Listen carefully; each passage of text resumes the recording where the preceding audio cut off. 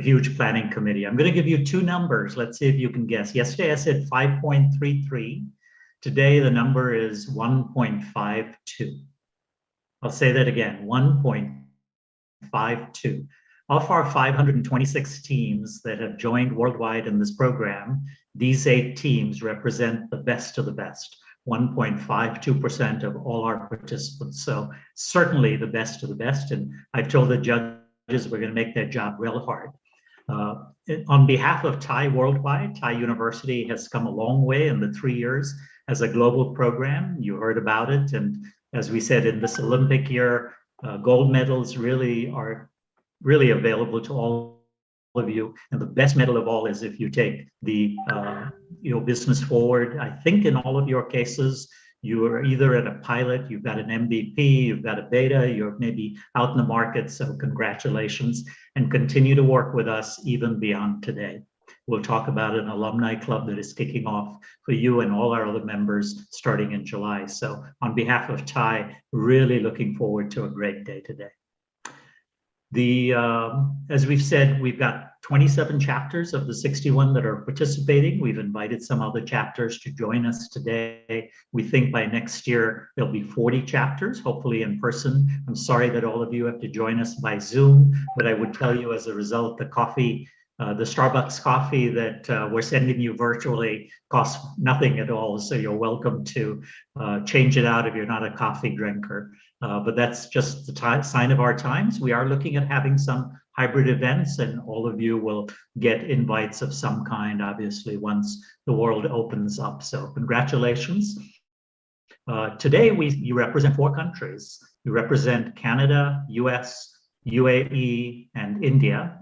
And we had these 27 cities, chapters from which mentors from all over the world are probably the secret sauce that we have been giving all of you. You all know who they are, and we thank them on our collective behalf. So even though the other semifinalist teams may not have made it through today, that's just how things work. In another year, it could have been very different, but thanks to all the TiE chapters for all the mentoring that brought the teams here today. The last number I'll give you is 212. See if you remember what that is. Anybody remember their physics classes? Okay, 212 is the boiling point of water. So I'm going to ask you all to turn it up 1 degree, go to 213. Let's get that water boiling. And with that, I'm going to turn it right back over to Pradeep to continue our program. Thank you, Dr. Lopez. As I said, this is just a journey. It's a journey, and it's a celebration. Yeah, we have a message from the chair of the TiE Global Board of Trustees. That's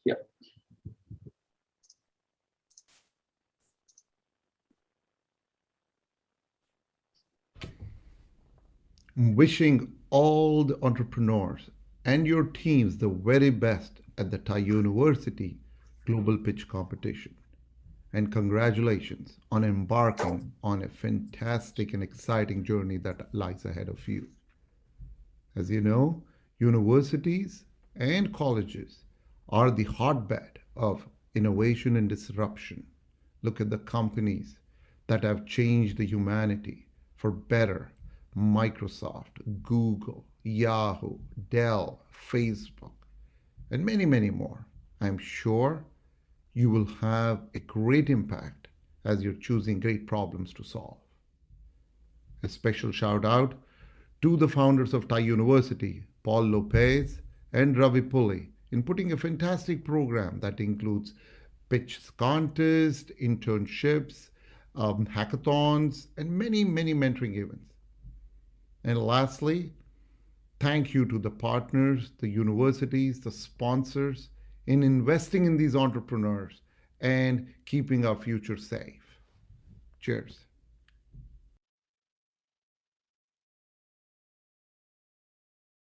That was the chair of TiE Global, Mr. Praveen Thailam, for you, ladies and gentlemen. And now we would like to take this opportunity to thank the sponsors of today's event. We have not only today's event, the sponsors of the overall TiE event, TiE Global University Competition event. We have Algaran, Abgarat, Dream Foundation, and Nadam Foundation, along with AWS, Presentum, Shade, Noblesoft, Startup Tribe, Swarm, and Skyline University, as well as a lot of TiE chapters and a lot of promotions that are coming, in-kind prices from a lot of our other sponsors.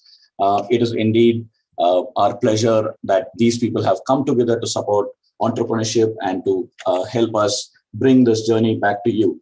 If you could just give me 1 second, just trying to get something down here. Dr. Lopez, if you could just, I need to get something done. Yeah, cool. Just a second. Yeah. This competition would not have been possible if not for the efforts of the different people who have been helping out with us. It's my pleasure to share with you the team that's been behind all this. This is a team of the TiE University, the team that has been working day and night to make this event a success, to get all of you to be here today, not only here today, but for making the competition successful with all the mentors and all the chapter champions coming together, so that each team did not feel like they were competing, but each felt that they were part of an ecosystem that wants to help them out. Dr. Lopez, if you could just take the mic for a second and just give a brief intro to the judges while I get this video downloaded, which is the one that I need to play next. Sounds good. Well, you have judges, and we will be doing a 1-minute video as in between the pitches. So let's have a raise of hand very quickly. Darthi Desai from New York, and an investor and entrepreneur, and actually heading up as a co-chair of our TiE Women's Global Program. So welcome back from the Middle East. I knew you flew a long way to get here, Darthi. Welcome. And thanks for the partnership. Thank you, Paul. Thank you for everything that you do. And thank you for inviting me to be a part of this fantastic day. Very privileged to be here. And all the way very, very early in the morning from California, Eric Pavelka from AWS startup world. I'm sure you'll hear more during the video. So Eric, a wave of your hand, and thank you for waking up early to join us. Awesome. Great deal. The third judge is located, third and fourth are both in India. So please welcome Latika Pai, who heads up Microsoft startups and actually has taken on a new role there. So I'm not sure, I think we'll again find out more details. So Latika Pai, a wave of your hand, and thank you again for joining us. And God bless and stay safe. I know how things are in the Bangalore area. Right? Thank you. It's great to be here, Paul. Thank you. And last but not least, we had a judge who was joining us from London, England, but his daughter is going through a medical procedure literally today here in the northeast part of the US. So keep him and them in your prayers, as many other students and families and so on. So Vikram Kaushal from Mumbai, leader and managing partner of a large VC fund over there. Vikram, thanks so much for joining on short notice and reading all that stuff that you had to read. Pleasure is all mine. And we hope that storm stays away from Mumbai. You guys have had enough to deal with over there, right? So, I agree, completely agree. good deal. Pradeep, are you all set? Thank you so much, Dr. Lopez. Yes, I am all set. Can you see my screen? You can see my screen, perfect. And here we go. So this is to get all of you excited. It's time for battle. A lot of people have Audio, ideas, video, okay? but there are only a few who decide to do something about them now. Not tomorrow, not next week, but today. A true entrepreneur is a doer, not a dreamer. TiE University Global Pitch Competition, a truly global event, brought together 1,432 college entrepreneurs representing 15 nationalities, 526 teams, and 27 cities. These teams were mentored, guided, coached, and motivated by local TiE chapters. 27 winners from each chapter were enabled with workshops, boot camps, mock sessions, and mentoring. 15th May 2021, 27 firebrand teams engaged in a nail-biting semi-final watched by over 500 audience members.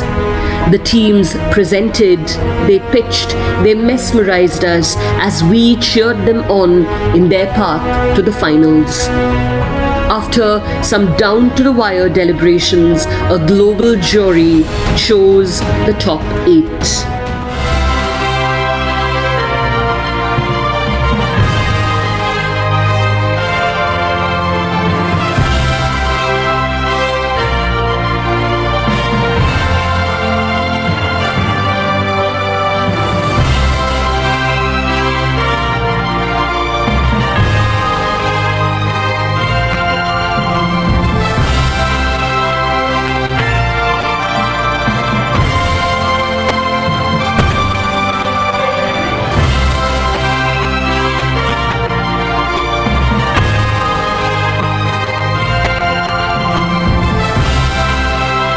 Put your hands up together for all the 8 finalists. And today, the lineup is ready to wow you again.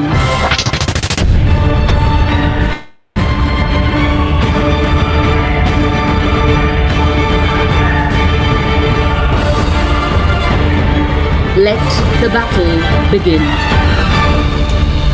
So, It's indeed time for the battle, and it is my pleasure to introduce the first team that goes on stage today, Team Early Intervention Systems from TiE DC. Are you here and are you ready? Darshak, if you could remove the spotlights from all the other people and get the team. Team, are you ready? Dr. Lopez, would you like to give any instructions to the judges right now, or they're good to go? Yep, please wait for the 10-minute deal, then you'll be moderated. Pradeep, please go different order for the question and answer of 5 minutes, and then the judges will have 3 minutes to do this scoring. So back again, and all the best to the 8 teams. Darshak, Kishan Shah is texting that he can't unmute. Yeah, Kishan, you can do it now. Darshak, why don't you make him co-host? Full, perfect. So we have just touched 200 people on the audience, including all of us. So that's double century. TiE DC, the stage is yours. 5. Where's Natalia? Natalia, can you unmute yourself? Who's the one speaking first? I'm Natalia? here. Yeah. Okay, take a deep breath. Get set and go. All yours. Hello, everyone. I'm Natalia Ramirez, CEO and co-founder of Early Intervention Systems. Hello, everyone. My name is Christian Shah. I'm the CFO and co-founder of EIS. At EIS, we use wearable technologies that predict agitation and improve the well-being of residents in long-term care facilities. After seeing my grandma experience crushing agitation due to the poor quality of care she was given, I learned that long-term care facilities struggle managing the at-risk and agitated residents. In fact, these facilities face, on average, a 3.4 million agitated outbreaks annually just in the US. These agitated behaviors in long-term care residents often lead to increased use of psychoactive medications. These reactive interventions are proven to cause adverse, sometimes fatal, health outcomes for residents, as opposed to using approaches that are proactive, such as music therapy. When these approaches fail, caregivers are the primary workers who risk their lives to assess and de-escalate the situation. In turn, long-term care facilities face a 50% caregiver turnover and a $50 billion problem annually. These pain points have only gotten worse, and there has not been a solution to solve this continuing problem. We know this is also an issue across all healthcare facilities worldwide, and at EIS, we're committed to creating an innovative solution that reaches all residents, caregivers, and healthcare facilities. So who does EIS want to help? We want to help people like my really good friend, Jeff Borgoff. I've known Jeff for about 10 to 12 years. And during the year of 2016, he got diagnosed with younger onset Alzheimer's at the age of 51. And through his progression, he started to experience crushing agitation. And a lot of the reactive approaches that are being used are ineffective and cause a great burden on his primary caregiver, which is his wife right now. Jeff is working with us to help people who are even more progressed than him in the Alzheimer's disease so that we can create proactive and non-pharmaceutical approaches versus using antipsychotics and taking sedatives in these facilities. We also want to protect people like Elise Wilson. Elise was an ER nurse up in Massachusetts, and during one night shift, she got brutally stabbed by an agitated patient. She unfortunately had to retire early due to the injuries she sustained in the workplace, and our tech is looking to prevent incidents like this as well. People like Jeff, Elise, and my grandmother inspired us to design a solution to predict agitated outbreaks. Our solution consists of 4 parts. We use off-the-shelf existing wearables to collect biometric information that is fed into our database. This information is also linked to our proprietary well-being platform, which allows us to capture even richer data about the patient's experience. With this data, we're able to actively predict when patients will get agitated. We're also going to be hardware agnostic, which means that we can use our technology in many different kinds of healthcare facilities. So how does EIS solution work? Right now in the memory care facilities we're testing, we have each resident or patient have a wearable on. And what we'll do is we'll extract the data from that wearable and we'll feed it through our predictive deep learning algorithms. Once our algorithms are able to effectively predict early stage agitation, we will alert staff via our software application and their nurse calling station so that these caregivers can take proactive and non-pharmaceutical approaches such as music therapy, which has proven to be much more effective than the use of antipsychotics. In terms of our go-to-market strategy, we're mainly using a direct-to-business sales model with conferences and nonprofit organizations such as the Alzheimer's Association as the main driver to gain clients. We're currently conducting our last beta test at RD Senior Living in Princeton, New Jersey, with 64 residents participating. Once our beta is over, we will expand to 3 more facilities within the next 6 months. We're initially targeting high-end private long-term care, but we're also working on a similar system for home healthcare in late 2021 that we will be piloting with Safe Harbor Home Care. As Natalia mentioned before, we are currently focusing on the private high-end memory care space right now. And these facilities tend to have about 40 to 70 beds in each. And on top of that, the cost of customer acquisition for these types of companies is about $35,000. But keep in mind that each company operates between 20 to 40 facilities each. So we're going to be charging about $200 per month per patient with wearables and $100 per month per patient without a wearable directly to the facility. We've been able to validate this pricing model with interviews with operators and management of these memory care facilities and also interviewing families who have loved ones in these facilities. In turn, this should generate about $100,000 in revenue per facility annually. And on top of that, we want to decrease operating costs for these facilities by 10 to 15% and also decrease caregiver and resident turnover by 10 to 15%. We currently have about 100 facilities in the pipeline over the next 3 to 4 years. In terms of our competitive landscape, current solution to assessing agitation and violent behaviors in residents involve reactive approaches such as violence prevention teams and sitters.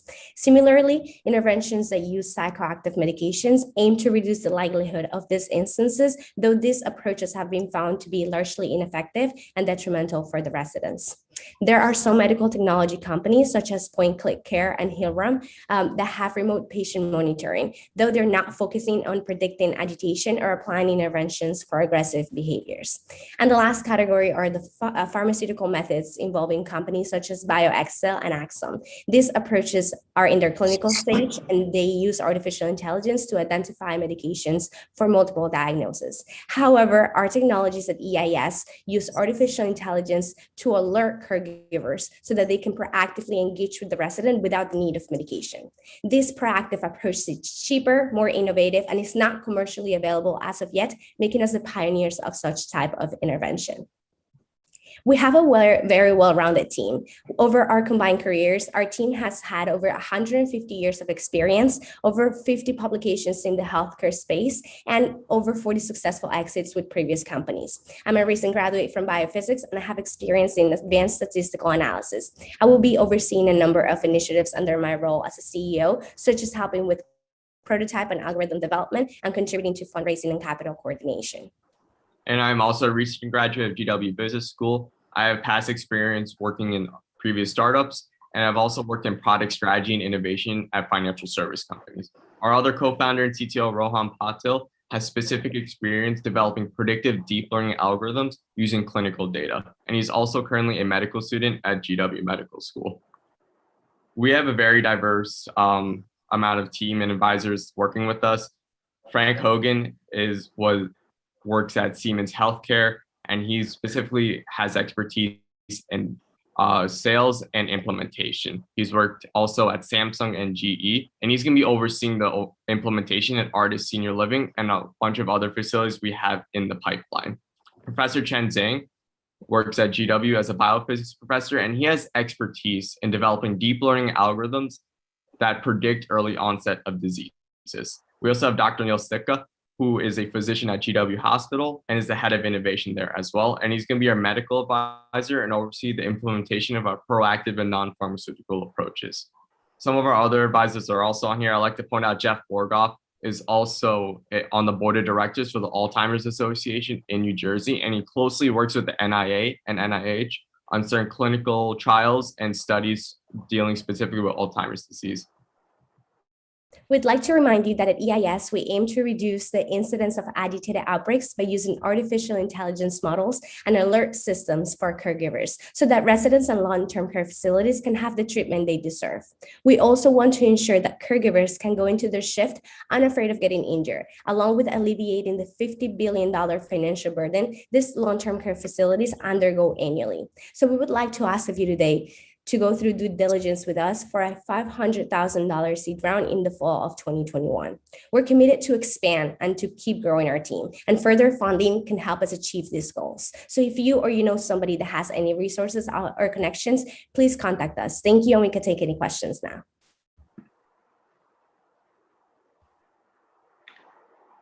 So just the team is almost. Okay. Hi, Natalia and Krishan. Fantastic. Latika Pai here. Quick question for you is that you mentioned that 64 residents you've been running your pilot on.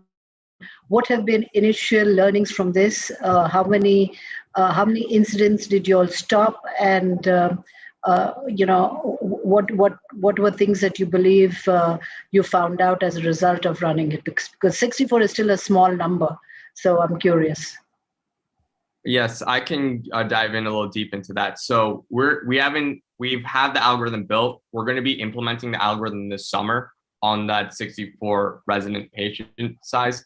So that's where we are in terms of the beta test, and the results have been fairly positive going through the whole process.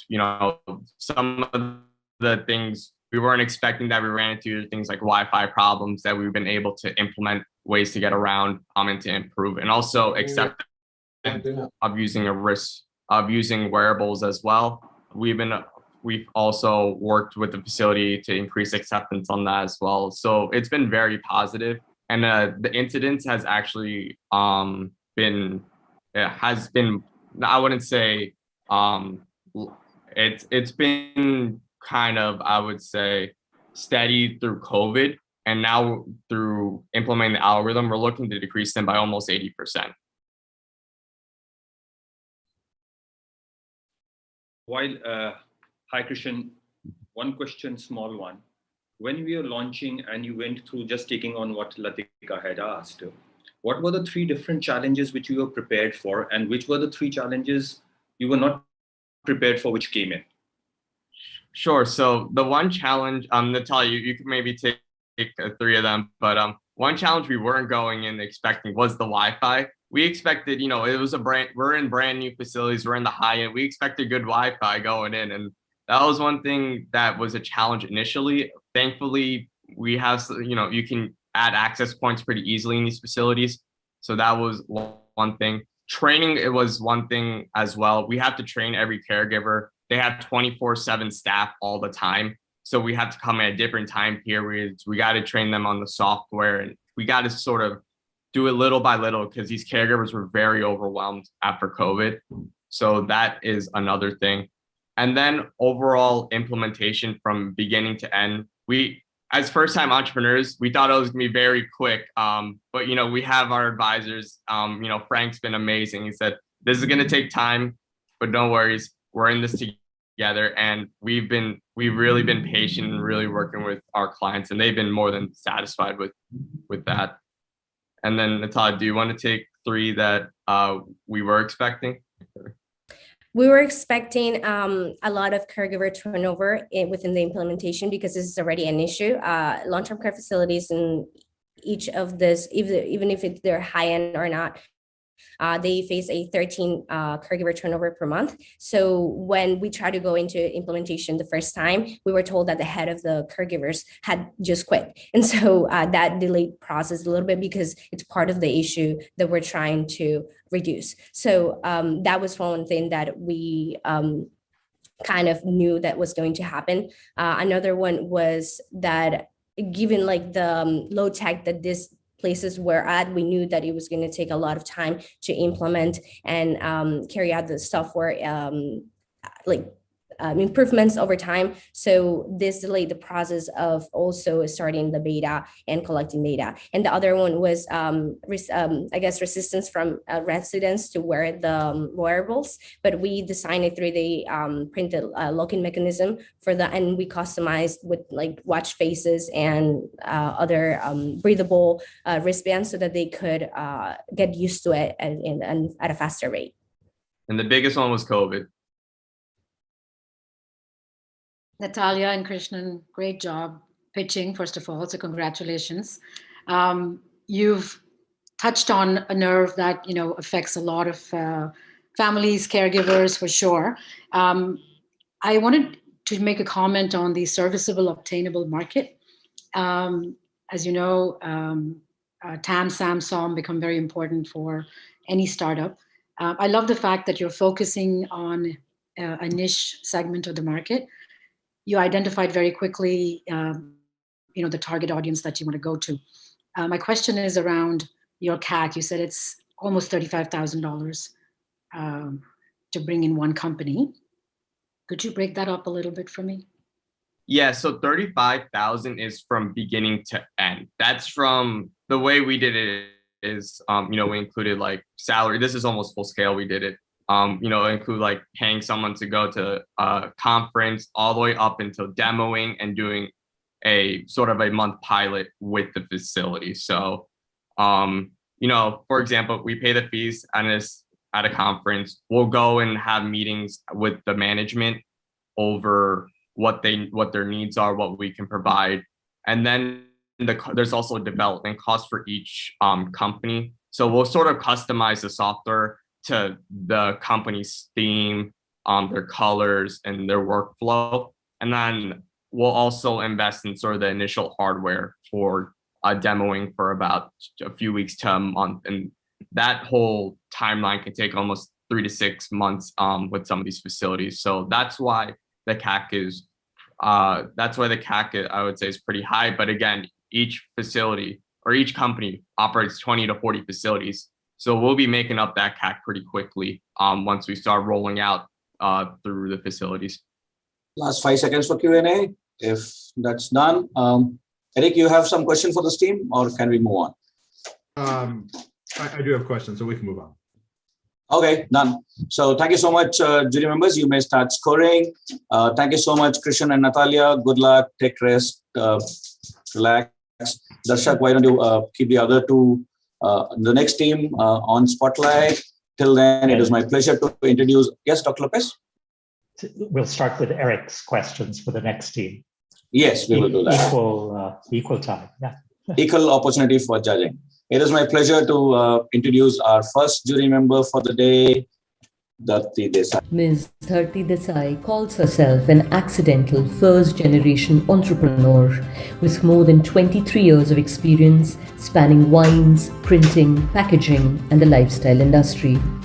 Leveraging extensive experience in innovative marketing and global leadership, she has been a valuable asset for companies requiring expert assistance with revenue growth strategy, global expansion, US and Asian B2C markets or CRM strategy. An investor in the Bodhi Capital Group, her broad areas of expertise include data segmentation, branding, digital communications, and imports. She is the president of TiE New York and vice chair for the Global TiE Women's Initiative. She is also a founder ambassador of her family's not-for-profit trust, the Unimade Charitable Trust, works for women's economic empowerment and for girl-child education in India. Ms. Desai has served as a jury member for the ECHO Awards of the DMA USA for 2017 and 18 and for the ANA for 2019. For 2 consecutive years, she was featured as one of the top 10 women of wine in India by the Indian Wine Academy. Ms. Dharti Desai is an early-stage investor in companies in the fashion, fintech, social media, hospitality, and healthcare spaces.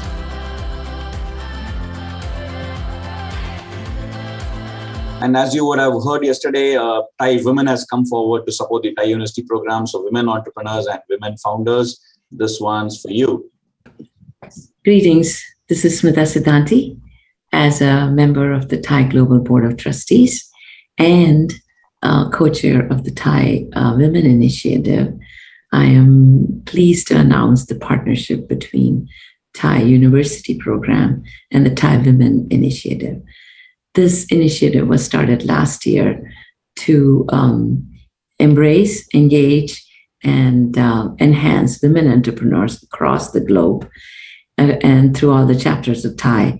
And this we do through active learning, mentoring, providing a supportive community, and access to funding and ongoing activities with the cohort of women that enter the program each year. And they enter the program through the chapters by applying for the competition and the program. Last year, we had 26 chapters across the globe with 2,200 applicants. And this year, I'm pleased that there are 40 chapters across the globe, largely in India, US, Israel, UK, and many other countries in UAE along with that.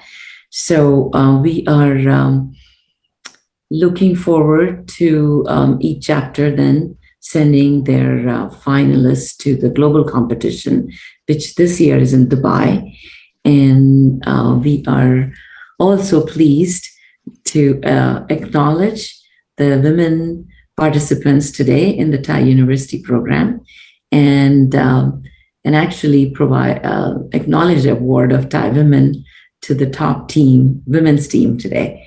And so all the best to everyone that is joining today, and all the women that have joined specifically. Thank you so much, Team Kitab. So all the TiE Women founders look forward to an additional journey with TiE Women.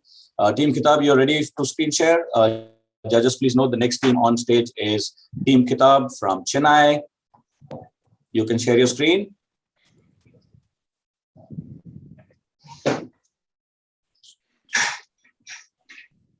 All right. Can everyone hear me? All set? Yep, we can hear you loud and clear. All set? Give me the go ahead. Yeah. Okay, take a deep breath and go for it, Chennai. All right. We want you to meet Rishi, an engineering student who wants to study for his quantum computing course. All pumped up, he opens up his textbook in his PDF reader. Rishi goes to the contents page and sees that chapter 2 is on page 36. So he goes to page 36 via the page finder and ends up in the middle of chapter 1 on page 19. Beginning to get annoyed, Rishi scrolls down and finally begins reading. While reading, he sees a mention of a section from earlier on. Now Rishi gets even more annoyed because he has to scroll back up to read the equation that he needs. And since this is a long equation, ideally, Rishi would need it with him while he reads the next section. Because he can't really do this, he just goes back to the text he was reading. And now, the next time he sees a reference to an example, Rishi decides to skip going back altogether and ends up with a superficial understanding of the content despite spending hours of his time. But what's the source of the problem here? Conventional PDF readers are not built for academics. Introducing Kitab, the new way to read. Let's have a look at how Kitab drastically improves Rishi's study experience. Now, Rishi wanted to revise chapter 2, and it looks like it's on page 36. So he simply types in page 36 in the page finder, and voila, he lands right on chapter 2, unlike his other PDF reader. With Kitab, Rishi's page numbers always match. All right, enough quantum CS for now. Rishi's got a fluid mechanics exam coming up, and he really needs to solve some problems. With Kitab, it's super easy to jump across different sections in the document. For example, here Rishi's added a bookmark on problems. So by simply clicking on it, it takes him right to the questions. Rishi solves the first question, and to check his answer, he can easily access the answers bookmark. Looks like he's got the first one right. Great going, Rishi. Now, the great thing about Kitab bookmarks is that they're smart too. So as Rishi progresses through these exercises and solves more and more questions, the bookmark actually moves with him as he reads. So next time when he's on question 19 and wants to check out a solution, he can go check the answer. And when he comes back, the bookmark is right where he left off. Gone are the days of opening the same document in so many different windows and juggling across them just because he couldn't jump between different sections in the document. Now here's a patent that Rishi's been reading in a mechanical engineering course. Patents are very unorganized and they're notoriously difficult to read. Consider this section, for example. Here, the text gives some explanation of certain figures, but these figures are nowhere in sight. Rishi has to keep scrolling and scrolling and scrolling to find these pictures, and no, I'm just kidding. He's got them right here. With Kitab's clipboard, Rishi can see all of his clippings right next to the document, so he doesn't have to scroll up and down. And the best part is, if he ever needs to refer to these documents in these images in the text, he can simply navigate to them and view any of the associated context. With a quick click of the back button, Rishi is right where he left off. And Kitab, finally, is great for research papers as well. Here's a project that Rishi's been working on with one of his professors. Now, it's been a while since he last opened this document, so he's having a hard time remembering its key takeaways. Luckily for him, though, he's made some notes.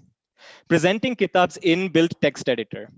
Now, writing notes on other text editors just makes the notes really difficult to find, and writing on paper can get messy and difficult to organize. What's worse is that paper is terrible for the environment too. Over 50 billion unused sheets and notebooks go to the bin every single year in India. By bringing the document, notebook, and annotations all together in one single workspace, Kitab is really bringing about the paperless revolution. And Kitab is so much more than just a pretty text editor. With our inbuilt LaTeX support, Rishi can type in complicated mathematical and scientific equations very easily. Rishi can even link his ideas back to the text. So next time when Rishi is revising his notes and he forgot where this sentence came from, by simply clicking on it, it takes him to the paragraph in the document from where he actually made this notes. Rishi can also easily clip out images or graphs and paste them into his notebooks with utmost ease. And for a late night study session, Rishi can easily use our dark mode and protect his eyes from excessive strain. And finally, when he's done and wants to share his work with his supervising professor, he can simply send all his documents and all of the associated annotations and notes so that his professor can view it from right within the app. And next time, Rishi can view all of his latest documents right here on the home screen, so he can dive right into his next study session. Now, we've been beta testing Kitab with over 60 students and professors from IIT Madras, and the reviews have been great. Students and professors both love the convenience Kitab gives them during their daily reading. Now, Kitab can easily expand far beyond academia and is really perfect for any industry that involves rigorous reading. Our vanilla product can easily be supplemented with segment-specific features. And this means that we can service sectors like legal or market research firms, IP offices, and maintenance, repair, and overhaul. Kitab could be great for the web too, where customers can use all of our features while browsing through web pages. Digital reading has been a huge industry for at least the last decade, and it's just kept growing post the COVID pandemic. In the education sector alone, there are over 120 million students, professors, and researchers around the world who regularly read textbooks and papers in the PDF format. Beyond education, companies like Boeing work with over 1 billion PDFs every year, and tens of millions of patents are read by IP offices around the world annually.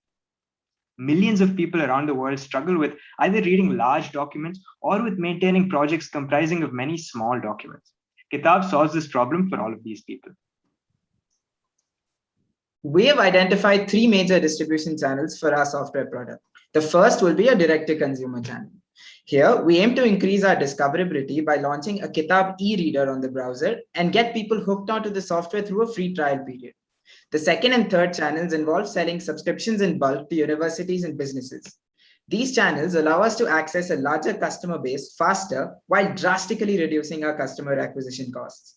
The benefits for enterprises purchasing licenses in bulk is that we can make minor customizations to the reader so that it works well for their particular use case and integrates tightly into their workflow. Initially, we aim to focus on the academic sector due to our close associations with the problem in this industry and our strong network with institutes in India. Our beachhead market will consist of research institutes in India, amounting to a total of 1.5 million subscribers. Now, products like Acrobat and Preview might work well for single view documents or for passive reading, but they don't really have any features that can enhance the productivity of readers as they interact with their digital documents. Now, Liquid Text, Margin Note, and Flexil are our closest competitors, but Kitab is the only app on the market that lets readers manage all of their interactions, be it making notes, navigating within the document, or even sharing work with colleagues in one single place without ever having to leave the app. Kitab also has the unique ability to be integrated into the websites of our B2B customers. This means that companies like textbook publishers and research journals can easily replace their website's existing document readers with Kitab. Now, over the last 6 months, we've built a desktop app that works on all major operating systems and a crowd reader that works on the web. We've been beta testing the product with over 66 customers, and we're in the process of inking a deal with our first B2B client. To date, we've raised $2,000 in prizes from competitions. And the best part is that we've spent no more than $87 in the process. For our financial projections, we've conservatively assumed a linear growth of 500 customers per month in our first year, with a 20% conversion rate from free to premium, and a growth rate in paying subscribers of 10% and 20% in the 2 subsequent years. We're forecasting 1 B2B customer every month and 1 university contract every quarter from our second year in business. We have 2 pricing plans. Our regular pricing is at $12 per user per month, and our education pricing is at $7 per user per month. All of this amounts to 200,000 paying customers, resulting in $8.7 million in revenue by 2024. Now, the great thing about being a software company is that the majority of our early expenses are limited to marketing, cloud services, and team expansion. We're forecasting about 30% of our revenue to go into marketing. We project to be profitable from our first year in business and believe we can sustain further expenses in these domains directly from our revenues. We're looking for $70,000 to kickstart our company. Our customers are demanding an accompanying iPad app, so we'd like to expand our team to bring in Swift developers. We'd also like to do more customer discovery in sectors outside of academia to really understand their reading habits and problems. Kitab was born out of a problem that was faced directly by its founding team. We're a team of third-year undergrads at IIT Madras, and we live in the thick of the problem. We're constantly interacting with other students and professors to better understand their needs. Our team has vast experience in software development and product design, and it doesn't hurt that we're a set of best friends as well. What you saw today is just the beginning for the Kitab experience. We aim high, and we are here to grow Kitab into a revolution in digital reading. Last one. Yeah, we're done. We'd like to open for questions. Cool. Thank you. They're on time, judges. Why don't you stop sharing screen so we can put all of you on spotlight? Judges, they're all yours for questions. Great. I think I'm up. Thank you for that presentation. Super helpful. My first question perhaps is around competition and just your general view around if Adobe decided to add this kind of stuff. How hard would that be? Do you think they could do it? What would you think about that as you're building your company? Right. I think that's definitely a big challenge for us, but I think why we have faith is twofold, right? So first thing is the first mover advantage. Now I'll tell you why that's especially important in an industry like this. So for one thing, the nature of the product itself is very sticky. Once you start using it and once you've started making notes or you've started interacting with your documents on one platform, you're not going to switch out. So, and that's something which we've observed in our limited beta testing as well. And another thing is that this, the entire industry that we're targeting primarily first, which is the university area, it's inherently collaborative. So you need to be working on the same platform as the rest of your team, right? So when one student starts using Kitab, we're hoping that it'll spread really fast within their class. Or when one researcher works on Kitab, it'll spread across their team. And another important thing which we think would deter competition is that our product is always evolving. The first product out there that's going to be better than Kitab that we showed you today is Kitab itself. And we're confident of that fact. And the reason for this is we have features in the pipeline, and more than that, we're also actively interacting with our customers directly. So for a big player like Adobe, they prefer the one-size-fits-all approach, right? But what we've shown you today is our injection point into each of these verticals that we were talking about. So now we're working on features that are specific, say, to the academic market, and soon we'll be working on features specific to the law market. Whereas what Adobe would like to do is make one-size-fits-all Adobe Acrobat. And with regards to the technical aspect of it, yeah, you're definitely right. We're finally 4 college kids who've been working on this for 8 months, but we do have a few tricks up our sleeve, which would give us at least a month or a couple of months ahead of even some of these big players. Great, thank you. All right. Vikram, Dharti, Latika? Yeah, so, your response to Eric was actually the biggest question, which was, what is your moat? Now, in terms of, you talked about PDF, what about documents that people are working with on Word, right? So how are you going to get people to make the Kitab the default reader for any kind of document collaboration? All right, ma'am. So one of the first reasons that we chose the PDF, that's a great question, by the way. But one of the main reasons we chose the PDF is that it's so ubiquitous. At the same time, we've kept in mind that these formats might change per industry, right? So most of the features that we've made are highly modular. We've designed our entire product sort of like a plug and play system. So ideally, we should be able to switch out the underlying PDF format in very small periods. So if tomorrow the legal industry depends entirely on Word documents, we can have that built in as well. We have to just plug out the PDF reader and bring in something in Word. But we've chosen to focus on the PDF because, like we said, it's ubiquitous right now. I hope that answers your question. It does, it does. Great job, Team Kitab. I'm very curious as to why you're raising only 70K. What is your plan there? Ma'am, so as we mentioned in the pitch, our primary plan with the 70K is to build an iPad app. So we've been beta testing the product, which is a desktop application and a cloud app, which works on the browser. And a lot of our customers have given us the feedback that, especially during this COVID pandemic, many of them have bought iPads, especially professors. We have 1 minute of Q&A left.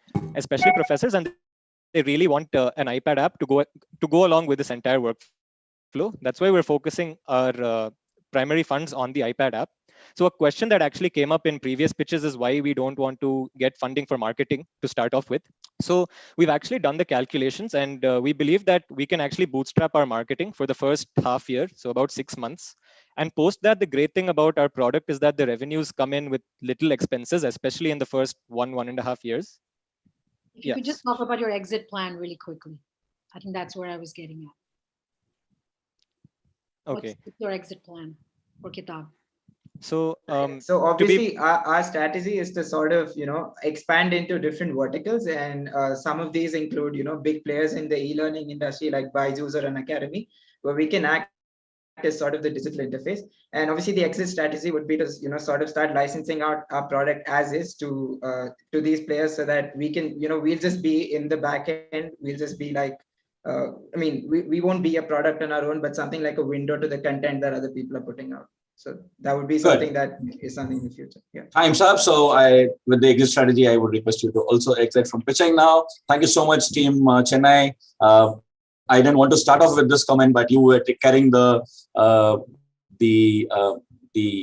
expectations of a whole nation, being the only Indian team on the pitch. So you carried it well. Judges, it's time for you to score. It's now my pleasure to introduce our next judge. Darshak, why don't you line up the next team here till I put Eric on screen. And this is our next judge, Eric, for you. Mr. Eric Pavelka is an entrepreneur and seasoned executive with a proven track record of running companies, building startups, and leading business development, finance, sales, and operations functions. He is adept in creating new partnerships and revenue streams, developing leading-edge technologies with direct experience in the US, Europe, and Asia. At Amazon Web Services, he is Senior Manager Business Development for early-stage startups, which include accelerators, universities, strategic partners, and programs. He founded and was CEO of Perceptual VR, that focused on creating the first true in-experience VR monetization and advertising platform. From an early employee of Martini Media Incorporated to CEO, he managed Martini's growth from startup to tens of millions of revenue, 50+ employees, 6+ offices across the world, multiple acquisitions, tens of millions of dollars in equity and debt financing, and product launches, technology developments, and partnerships. Martini Media was sold to Evolve Media in 2015. A recognized expert on online advertising and the luxury and affluent sector, he is a regular contributor to industry publications like Media Post, DigiDay, and Luxury Daily. Mr. Pavelka's experience in hands-on mobile as Chief Strategy Officer and Head of Business and Corporate Development includes iconic products such as Guitar Hero, Marvel Comics, World Poker Tour, and the NFL.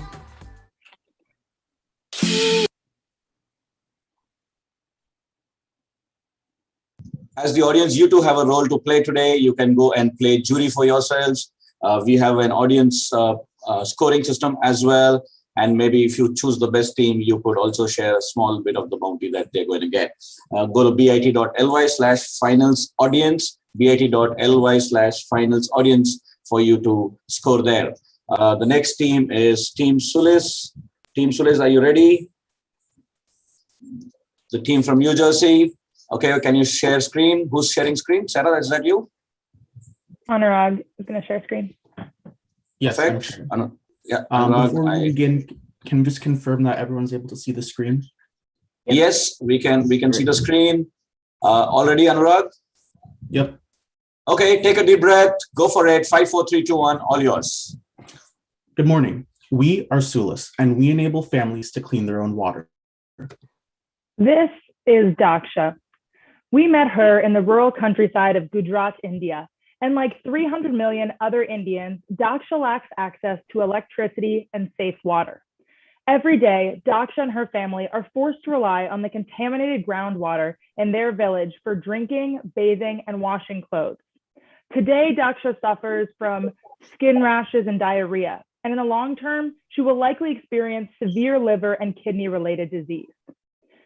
You see, in India, preventable waterborne diseases pose a high economic burden and account for $4.4 billion in medical expenditures annually. When accounting for the time that workers need to recover from these illnesses, the overall cost exceeds $53 billion. In 2020, the Indian water purification market was valued at $21 billion and is projected to grow to $45 billion in 2027. Clearly, there's a strong demand for innovative products that can target waterborne diseases in India. The reality is, though, that most of the improved technology from the past few decades simply is not reaching the people that need that water the most. When we spoke with Daksha and hundreds of families like hers in India during our pilot program, we learned that the 3 most commonly used methods of water purification are simply not meeting their needs. Reverse osmosis wastes 80% of the water that it uses. Chlorine powder is a short-term solution that only addresses drinking water, and boiling water can often be ineffective, leaving families vulnerable to disease. And that's why families need Sulis. Our product enables families to clean their own water with sunlight, making previously dangerous water safe for drinking, bathing, and washing clothes. What makes Sulis so unique is its ability to sanitize water without relying on electricity, producing wastewater, or requiring frequent maintenance.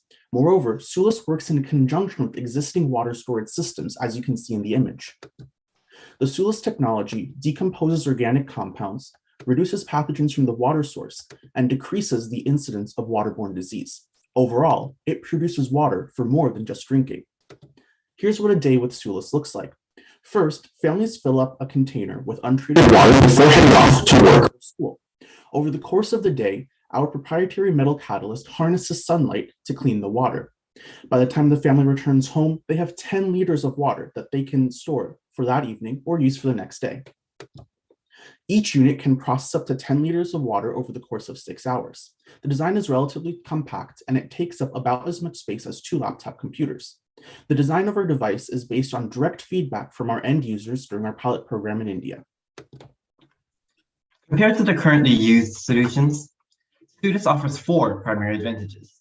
First, This device is independent of any infrastructure and is highly affordable since we do not have any ongoing maintenance costs or cost per use.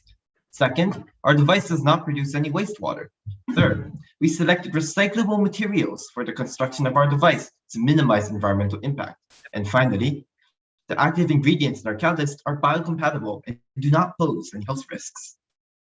While there are other products that use similar technologies for cleaning water, no one else is addressing our market's needs.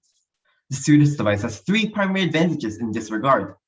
First, Sudis is highly affordable with a price point that is 3 times less than that of our competitors. Second, we are easily scalable, and our device's modular design allows families to build an array on a platform such as a roof, like you saw in our earlier slide. This device's solar-powered LEDs ensures that water can be continuously sanitized for greater flexibility, reliability, and consistency of use. And most crucially, our device was designed with our end users' feedback and daily lifestyle in mind. Our team brings experience ranging from biology to chemistry and business strategy to engineering. Our team's diversity is a quality that has served us well in the past and will continue to serve us well as we move forward. And along every step of our growth, schools will continue to be supported by a board of professionals who are integral in taking our product from prototype to manufacturing all the way to end consumer distribution. During our pilot program in India, we interviewed over 500 people, recruited 2 sales teams to test the purchasing power of the market, onboarded 3 research teams to conduct on-site testing of our initial minimum viable product, established several beachhead markets, and built partnerships to support our commercial launch. As of today, we have completed 25 sales contracts in Mumbai and filled 3 purchase orders from NGOs in Gujarat. We are currently negotiating a joint venture agreement with Soleus Ventures to expand into Uttarakhand by July 2021 and strengthen our existing manufacturing, sales, and distribution channels. We've also initiated preliminary conversations with the Red Cross and the Tata Group's CSR initiative. As for intellectual property, we have already filed US and international non-provisional patents. We are expecting our US and Indian patent applications to be granted this year, while we are also pursuing trademarks for both our name, logo, and will be filing for patent continuations. We have worked to create several barriers of entry for our competitors. First, we've established local relationships and partnerships that will allow us to protect our interests, including connections with the offices of the Chief Minister of Gujarat and the Prime Minister of India through our partners in Gujarat, and several other government agencies through the Slovenian embassy in Delhi. To add, we are using local materials and manufacturers, which creates economic incentives for those local communities to continue working with us. Since our business model, marketing strategy, and product design were directly based on end-user interviews, our technology is well suited to the cultural context and daily lifestyles of our target communities. And more importantly, complex tools, processes, as well as specialized knowledge are required to reverse engineer our catalyst, and we have kept our catalyst composition a trade secret to further drive down this risk. Our path to market is very simple. We'll obtain the required parts from our manufacturers, assemble the device in-house, and then ship it to our customers, which include corporate CSR initiatives, NGOs, IGOs, as well as other government agencies. We currently project our unit cost to be around $7, and our sale price of $14 is based on the purchase orders that we received during our pilot program. Here's the base case of our pro forma projections for our Indian operations with a Gujarat launch this summer. In 5 years, we expect to sell around 1.2 million devices. Based on our current projections, here is our timeline for the next few years. This year, we will launch our product as an at-scale program based in Gujarat. By 2022, we will begin expanding our operations within India, and by 2025, we'll begin expanding to other developing nations. Once we establish a solid footing in these nations, we then plan to create other products for related water markets by 2028. And as you can see, our plan seeks to target larger markets as our business matures.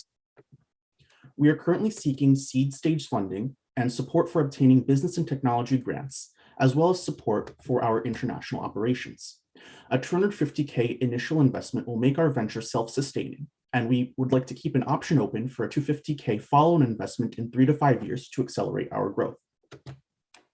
With an initial tranche of 250K, we will break even by 2022, become cash flow positive by 2023, and be poised for a merger and acquisition with a valuation between $25 to $50 million by 2025.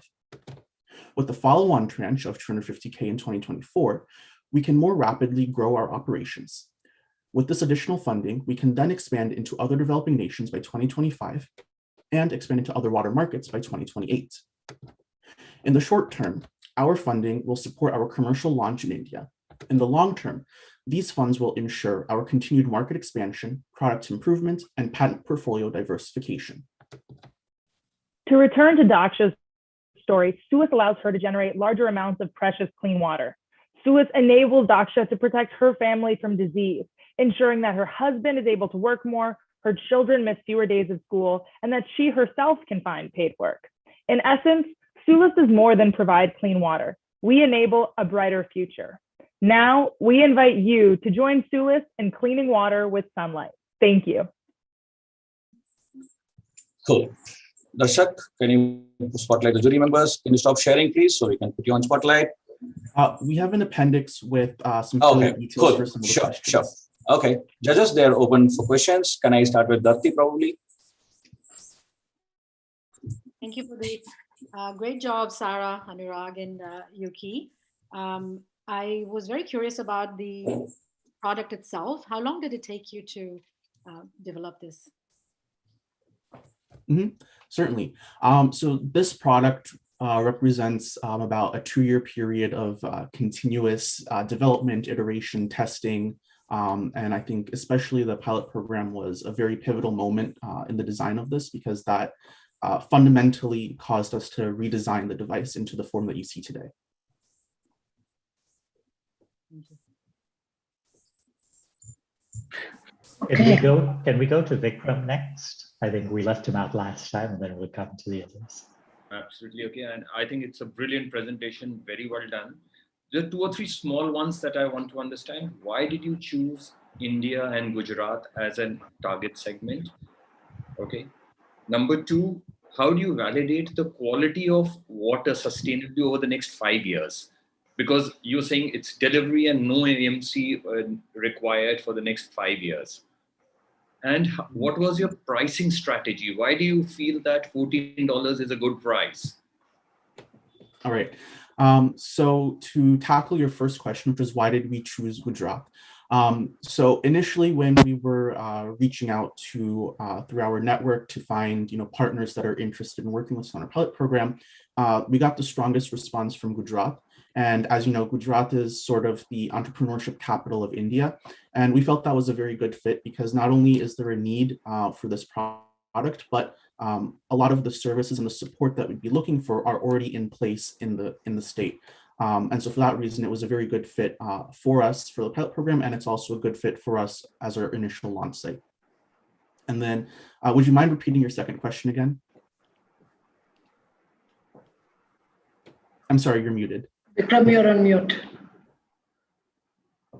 How do you maintain quality of water sustainably over the next 5 years? Because there will be wear and tear on material, box, container, the tank which is being built. And how do you manage? Because you said there's no maintenance requirement for 5 years. There'll be scaling. There'll be multiple things which will happen within that box over the next 5 years. Certainly. So one of the advantages is that the way that we prepare the catalyst, it prevents any leaching or any degradation into the water. And in addition to that, what we've noticed is that when our target communities are using any kind of water source, they tend to pass it through a tea strainer first or a sari cloth first. So that gets rid of a lot of the large particulates that might be a concern in terms of the wear and tear. But other than that, we've chosen materials that are well suited to be kept outside for extended periods of time, and we've done some stress testing during our pilot program to make sure that it's able to handle the stress of being outside for this extended period of time. And then, I'm sorry, what was your third question? I think the last question was about pricing, right, Vikram? Pricing, it was about how do we come to the $14? Right. So the $14 was actually decided during when we started receiving purchase orders. we received quotes at that price, and that was the price that these NGOs were willing to pay, and that's the price at which we executed. Right. Thank you. Thank you. So I have Eric, do you have a question or? I do, but please go ahead. It's fine. Okay, very quickly, you're very dependent on sunlight for your product. So what happens during the good old monsoons in India? Mm-hmm. Certainly, and that's why we've incorporated the small solar panel onto our device, is that initially we had designed the device to be— Judges, 1 minute to go. All right, so initially we had designed the device to be reliant directly on sunlight. And we found that, as you mentioned, with cloudy weather, that decreased efficacy. But when we incorporated the solar panel with a UV LED, it ensured that the device could collect any ambient light and still produce the required wavelengths necessary for water sanitization. And that's what allows us to be comfortable and confident in the fact that it can operate even when the weather isn't ideal. And we've verified that through testing here in the US as well. Okay. We have time for one last question.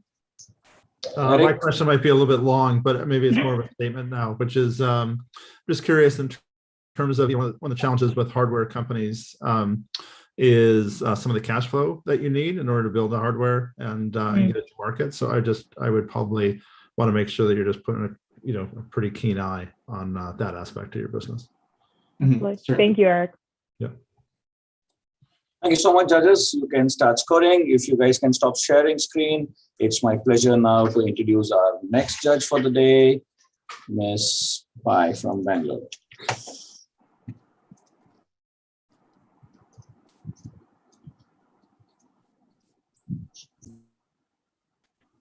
Pradeep, no audio. Audio is not audible.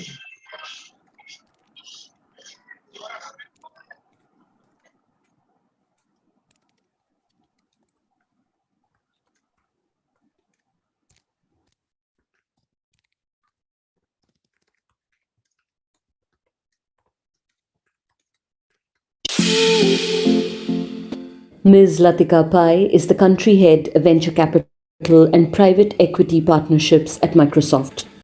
Prior to this, she was managing director Microsoft for startups MEA India Southeast Asia. She is a proven leader in the startup, corporate, angel investing and non-profit arenas. As founder, Sonder Connect, powering female founders, she heads the accelerator program for women startup entrepreneurs. A serial entrepreneur, Ms. Pai has raised capital successfully in both debt and equity, as well as provided profitable exits to investors. Her first startup, Virtual Source, merged into B2K Corp, whereas COO Ms. Pai grew the firm to 600 employees before sale to Allsec Technologies. As managing partner at Tech Inroads Consulting LLP, she helps tech companies from the US and Europe expand sales and operations in India, Southeast Asia, and the Middle East. Current clients include Collective and Enterprise Video Broadcast. She is the founder of Job Skills, a social impact company that partnered with government to skill and enhance the employability of young Indians. Her past international experience of over 11 years includes working at Nortel, American Management Systems, and the $300 million funded tech startup Relera. Among her many training programs is work with the Indian Army for re-entry of veterans into civilian jobs and with the government of Tibet in exile to reskill and find job placements for Tibetan refugees.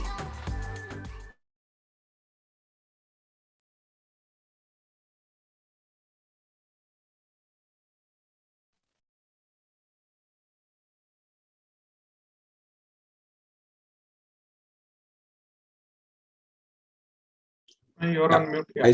I see that one judge has scored. Is the next team ready? The team from Toronto, Altex. I can see Mira. Can you raise your hands if you can see me and hear me loud?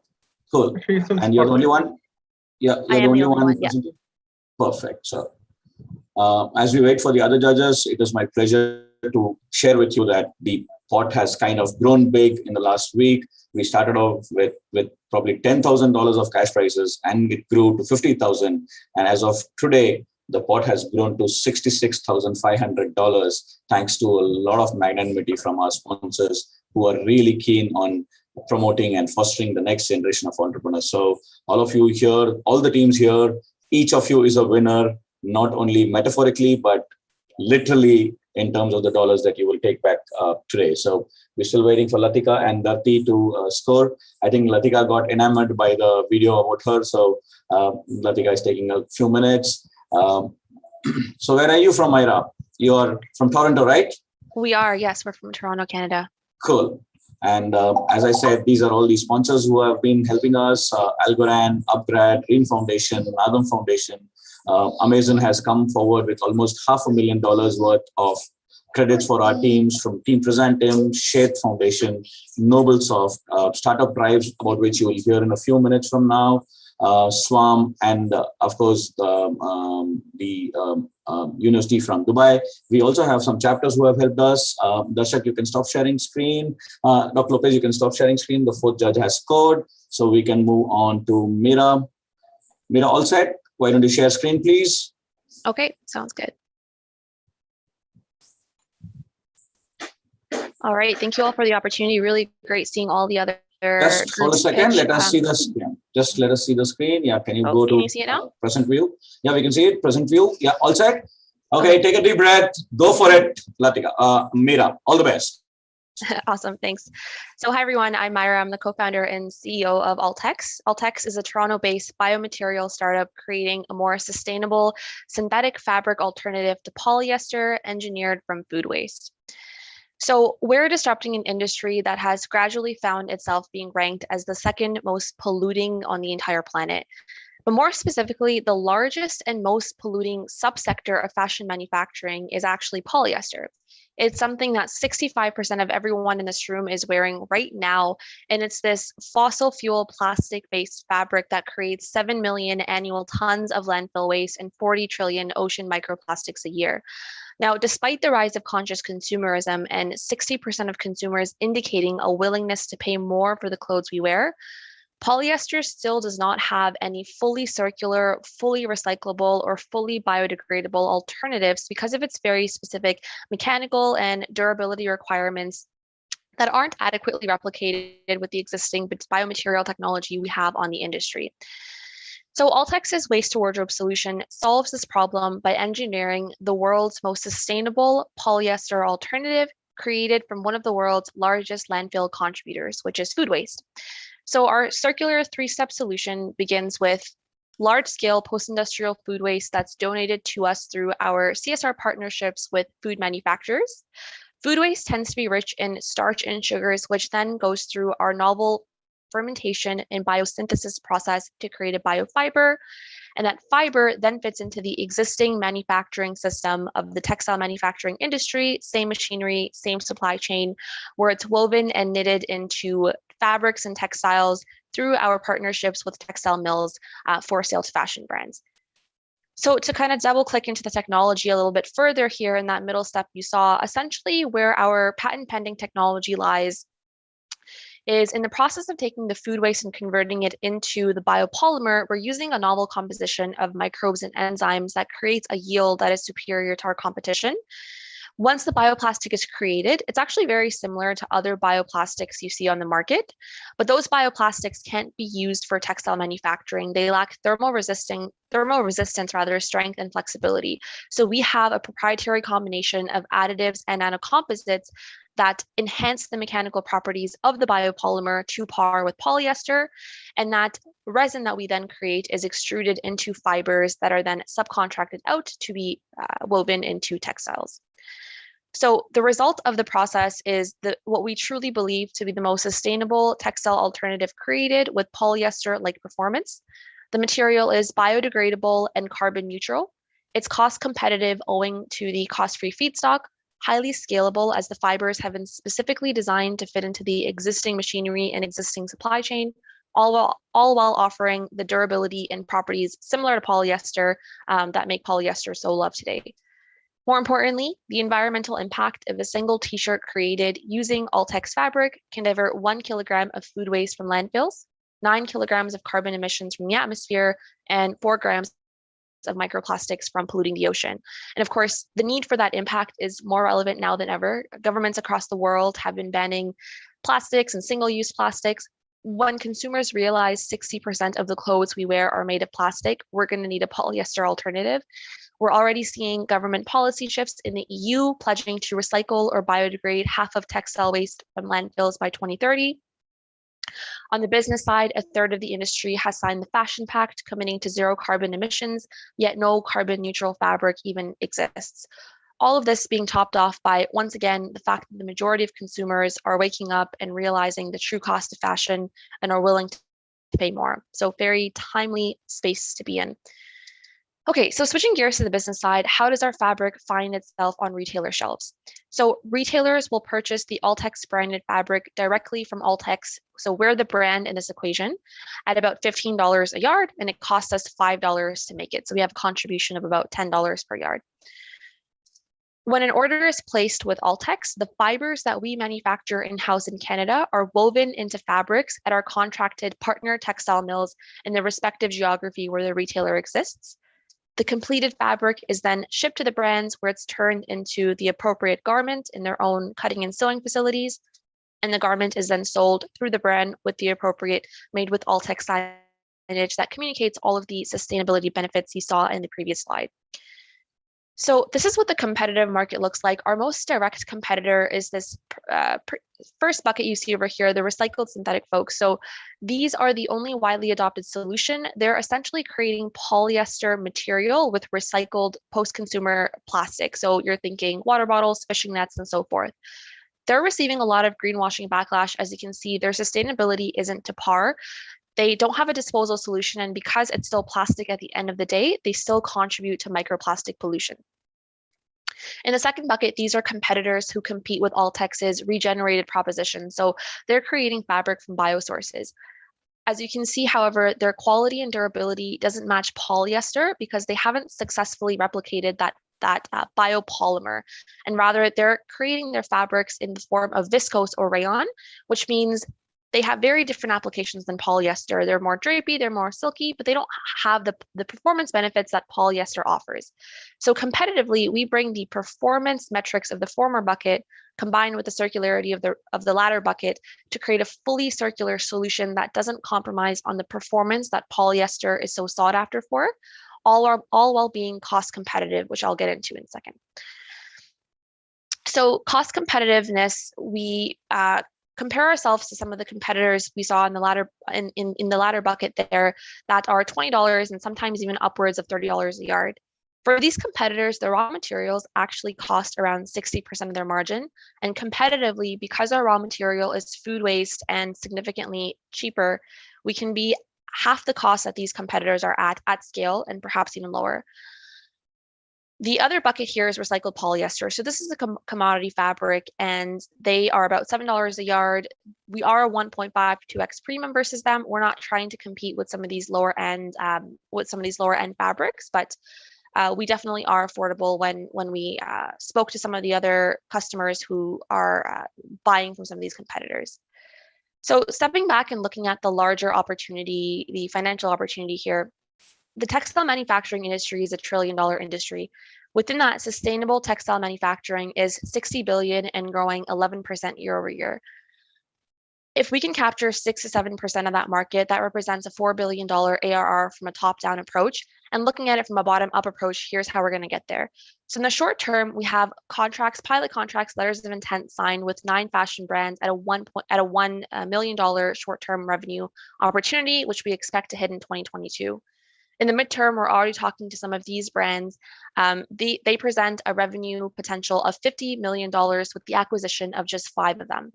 In the long term, by acquiring 10 or more global brands and capturing at least 3% of their SKUs, the math comes out to $4 billion in annual revenue by 2030. So clearly a long way to go. Here's where we are in that process right now. We've successfully created our fiber prototype. So we've gone from food waste to fiber, and we're now in the process of weaving that and turning it into our first textile.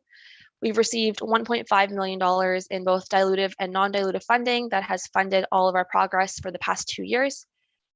Once again, we have 9 LOIs signed from brands looking to co-launch and co-develop this with us in 2022, when we expect to launch the fabric, as well as enough food waste secured to manufacture 500,000 meters of fabric, which is equivalent to demand for the first 2 years. So to that end, here's the team behind altex. I started the company a couple of years ago when I wanted to continue my family's history in the textile manufacturing space. I have my formal background in sales and marketing with corporate experience at CPG companies. And my co-founders here are experts in the actual biomaterials and the bioscience with bachelor's and PhD degrees in biochemistry and chemical engineering. We're also very well supported by advisors from great industry partners like TiE, as well as Lululemon. 1 minute more to go. Great. And then we also have advisors and thought leaders on the actual polymer science and textile science. So with that, happy to answer any questions. Thanks so much. Myra and Team Altex is all yours, Judy, for questions. Maybe we could start with Eric this time. Sure. Great.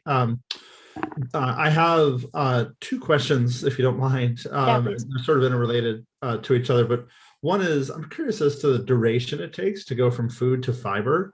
And then my follow-up question to that, which is somewhat related, I guess, is what would it take in terms of to get your cost to at or potentially even below that of the recycled polyester? Yeah, really great questions. Thanks, Eric. So in terms of the time duration in our labs, the fastest that we've been able to convert food waste to fiber is 5 days. The majority of that time is spent in the fermentation tanks, where the food waste is essentially fermenting and producing the precursors that are converted to the bioplastic. So 5 days, and then from fiber to actual fabric, it's the couple days that's required in any standard textile manufacturing process. So the throughput is very comparable to our competitors, and the scale is definitely there. Now, in terms of our cost, the key advantage that we have here, and the thing that we've devised our fibers to include, is the fact that they can be manufactured using the existing textile machinery in the supply chain of the polyester manufacturing industry. So that already means that when we get to a scale 5 years from now to be able to use machinery at that scale, we're already reducing our costs by half. This presentation doesn't show it, but there's a path for us to reduce our costs to $3 per yard, and then our price to $11 a yard, which only makes us a couple dollars more expensive than polyester. So there's a path to get there, but with that being said, we don't want to compete with polyester's price floor. This is a premium play. We do want consumers to realize the true cost of fashion is more than what we're paying today if we want to follow ethical and sustainable practices. So path to get there, but we do have a threshold. Latika or Jyoti? Yeah. Myra, this is actually a fantastic product, almost too good to be true, right? What I wanted to understand is, do you have any sample fabric that has been spun from this yarn? And have you tested it for durability, for dyes, etc.? And the second part is, what is the moat? You know, how are people? I mean, this is polyester is like everybody uses polyester. Yeah. So what is the moat for someone to come in and start creating this yarn? Yeah, great question. So in terms of testing, essentially what we've been able to do to date is produce the actual fiber that's going to be spun into yarn and then woven into fabrics. With that fiber, we've been able to capture all of the data you just mentioned. So we know the exact tensile strength of our fiber, we know the thermal degradation, we know its heat capacity, we know its affinity to dyes, and we've extrapolated that data to know what our fabric will look like, and we can already know with really high certainty that it's stronger than cotton and very close to polyester, and we're continuing to optimize to get it to polyester. The reason it hasn't been woven into a fabric yet is Canada unfortunately isn't a strong ecosystem for textile manufacturing, so we haven't had access to the right machinery needed for the weaving process and to actually get it into that form. We've just closed around and raised capital, and we're partnering with folks out in Bangladesh that have that machinery. So over the next 6 months, we'll be able to prove out all of these metrics that we projected to actually get it into fabric form. I know it sounds too good to be true, but all of our metrics at the fiber level really strongly indicate and prove that we're able to get there, which is why we've been able to secure the funding to do so. Now, in terms of the moat, we have provisional patents filed on 2 aspects of our technology. One is the combination of enzymes and microbes we're using to create the bioplastic, which gives us a superior yield and purity versus some of our competitors. And then the specific additives we have that combine with the bioplastic to improve its strength and flexibility and so forth to match polyester. And so there's a huge technical moat here, but then on top of that, we're creating a very strong brand moat as well. We want our brand to be associated with radical transparency, made in Canada, ethically made. Thank you. And so we're really trying to be the Gore-Tex of sustainable fashion here. So with these 2 moats combined, we truly believe we can match up with some of the larger players here. Daphne, if you could take the last question. Actually, just a comment. I think it's fantastic. This is groundbreaking. And, I wish you all the best. I'm just very curious as to what you're doing in this competition. What I'm doing in this competition? What was your motive behind being there? Here? Is the only reason we've been able to get to the point where ours, because of competitions like this, is just competition after competition, getting the funding, getting exposure, and more so than the money, it's clearly the connections here. Some people were great enough to tell me about TiE and the amazing network it attracts. There is no reason for me not to be in this competition. Great job, Myra. Thank you. All the best. Darshak, I hope you have that on record. I think we will use this for a PR campaign for the next year. Thank you so much, Myra. Judges, you may start scoring. Yeah. And what Dorothy really meant is that she wants you to come in via the TiE Women's Program, which is another absolutely program. Right, Dorothy? I hear you, Paul. I hear you. Yeah. And then all of us get branded T-shirts from Myra's Textiles next year for the TiE one day. Cool. Here we go. It's my pleasure to introduce our 4th jury for the day, Vikram Kaushal. Mr. Vikram Kaushal is the managing partner at Vardhan C-Cube India Investment Fund, a sector-agnostic Category 2 alternate investment fund that focuses on SME and mid-market companies. He is an experienced partner with a demonstrated history of working in the banking industry. Skilled in portfolio management, business relationship management, banking, branch banking, and investment banking, Mr. Kaushal started his career in retail banking with ICICI, moving on to become head, retail sales and distribution, ICICI Prudential AMC Limited, and DGM Wealth Management with ICICI Bank. He was president and country head Wealth Management at Yes Bank, President Bajaj Finance Limited Pune area, partner with Clay Square Advisors and Director Vardhan C-Cube Advisors. Mr. Vikram Kaushal has a PGDBM in Marketing and Finance from the Institute of Management Technology, Ghaziabad. Perfect. It is also my pleasure to share with you a video from one of our prime sponsors, Green Foundation. They have been supporting us not only financially, but with a lot of moral support, with Sri being one of the jury members yesterday and also one of our workshop facilitators. This is from Green Foundation. Hi, I am Sri Basireddy, founder and CEO of Rain Foundation. Today, I am Sri Basireddy, founder and CEO of Rain Foundation. Today, I'm going to talk to you about the mission of Rain Foundation and why I believe young entrepreneurs like you are very important to our mission. The mission of Rain Foundation is to help maintain the health and well-being of people, in particular, the elderly population suffering from chronic diseases, to help them spend more time with their families as opposed to running around medical facilities. I believe modern day technology combined with young entrepreneurs like you can come to rescue this problem. For example, we can have someone's weight taken while they were sleeping on their bed and when they get off the bed. So they don't have to change anything in their lifestyle.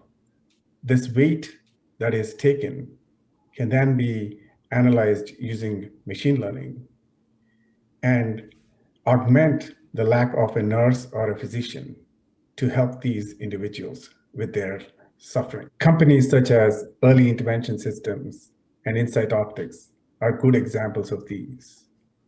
I'm very thankful to TiE for connecting them with me so that we can collaboratively build on the ideas. Finally, I would like to thank Paul Lopez and Ravi Puli for bringing me into this journey along with TiE, and wish you all the best. Mr. Eric Pavel. Perfect, done. Inside topic team, you are ready. I see that 2 judges have scored. Let me exit full screen. Yeah, Aaron, are you ready? Can I do a sound check for you? Sound check. Perfect, loud and clear. TJ, you will be speaking? At some point, maybe in Q&A. Yeah, okay. Cool. Your voice is a little feeble, so just make sure that your mic is ready. Good. Our final judge has scored. So Aaron and TJ from TiE Atlanta, take a deep breath. Your time starts now. Hello, I'm Dr. Aaron Anton, and I'm going blind at 30. I'm here today to tell you how Inside Optics is eliminating blindness in America. Diabetes and hypertension have continued to be 2 of the biggest killers globally. With the advancement of new treatments and therapies, these diseases are becoming mostly managed. But along with better care, comorbidities like diabetic retinopathy have started to gain prominence within the same populations, and they can have severe impacts on patient lives. There are more than 154 million people in the United States and 600 million worldwide who are at risk of developing some form of preventable blindness, and I happen to be among them. Luckily, the CDC estimates that 90% of all blindness is completely preventable as long as patients do one thing: go see a specialist once per year. As long as patients get an annual eye exam, we already have the tools, treatments, and technologies to prevent diseases like retinopathy from progressing to blindness. I'm one of the lucky ones. I see my ophthalmologist regularly. But unfortunately for most patients, referring them to a specialist is like telling them to go home and floss more. A significant majority of them just won't do it. They won't see a specialist until there's a problem, and by then, it's often too late and with permanent consequences. Further, the drivers behind why patients tend toward non-adherence predominantly affect impoverished, rural, minority, and other marginalized groups. We know from the improvements in care for diabetes and hypertension in the US that this non-adherent population is currently seeing their primary care provider. But generalists don't necessarily have the training or expensive hardware to provide these types of specialized exams. The problem isn't technical. It's behavioral. Patients will see generalists like their primary care physician for diabetic treatment, but rarely follow up with specialists until there's a problem, and by then it's often too late. At Inside Optics, we're bridging the gap between the primary care and the specialist to catch the signs of vision loss early. We've developed a platform to make screening for diabetic retinopathy simple and easy so that we can capture the patients where they already are without requiring them to change the way that they currently see their doctor. Our mission is preventing avoidable blindness by empowering patients and their physicians to receive the care they need before it's too late. We've built a smart, mobile-enabled platform that allows your primary care doctor or their nursing staff to record video of your eye on their smartphone. They receive real-time feedback on the video that they recorded, and they can forward this recording to a local eye doctor for diagnostic support and follow-up care. Using tools similar to the ones that they already have that let them look in your ear and up your nose, your doctor can use our 3D printed interface to attach a smartphone to the back of a handheld ophthalmoscope and then record and refer their patient's exams. Our 3-step process makes it really easy to get at-risk patients the care they need without requiring them to change. After your doctor or one of their staff members has attached their smartphone, within 60 seconds, they know that they've recorded what the specialist needs for a diagnostic before transmission, reducing non-capture rates in their clinic. In the US, primary care providers use our mobile app to record and send eye exams within their local referral networks, and we do the heavy lifting. With computer vision and machine learning, we ensure that we've captured the right content and that it's of a diagnosable quality before transmission. And we provide a number of tools that allow them to review the results and track patient progress over time.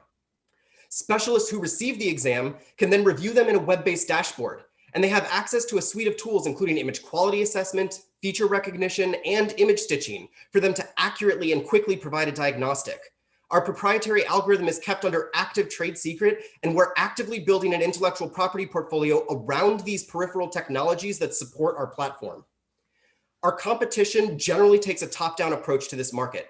They will provide AI-based diagnostic tools or prohibitively expensive hardware to the specialist. This helps the specialist to see more patients in a given day, but it leaves millions of non-adherent patients with extremely limited options. We take a bottom-up approach, providing a solution that serves both the adherent and the non-adherent populations. Our technology uses advanced algorithms to de-skill the process through the least expensive and most accessible hardware on the market. This minimizes our customers' upfront cost, it maximizes their return on investment, it integrates seamlessly into their current workflows as well. The system requires no pupillary dilation, and by operating locally, we can leverage and strengthen the existing relationships between the generalist and the specialist to grow quickly. My background is in customer discovery and stakeholder incentive alignment, specifically for medical devices. And we've built our platform to incentivize all of our stakeholders. For those who don't know, in the US, doctors are paid by insurers using codes that represent specific monetary value. Our platform operates under currently existing fractionated CPT codes that creates new revenue streams for both the primary care physician and the specialist. Further, the primary care providers can more easily meet federal requirements, granting greater end-of-year payouts for managed care. And not only can the ophthalmologist unlock the same revenue streams, but our platform acts as qualified lead generation and scheduling optimization tool for their practices. They can offload the pre-screening to a digital format and can now provide in-office treatment to just the patients who need it from the non-adherent population as well. And programs promoting preventative care through population health can save insurers and governments millions in costs down the road and make our product useful globally. Our revenue strategy is a simple platform as a service, razor blade model. We charge a nominal subscription and at-cost hardware fees for our attachment. But the bulk of our revenue comes from a flat fee per transaction to both sides of the platform. Through this flat fee, we generate about $10 per patient per year over our network. This grants our customers at least a 70% margin on every exam they provide, and our users can generate enough profit to pay for a nurse tech's salary. And that $10 in revenue per transaction represents a $1.6 billion serviceable market opportunity just for diabetic and hypertensive retinopathy in the US alone. To date, we've been forging relationships with primary care physicians through direct sales, but we recognize that this may be the most expensive and time-consuming option. However, since we've already established our initial traction, we're now pivoting to pursue networks, accountable care organizations, and channel partners. These larger distribution options can increase our patient access by hundreds of thousands annually and is our best pathway to scale in our backyard, with the largest partners representing millions of patients annually.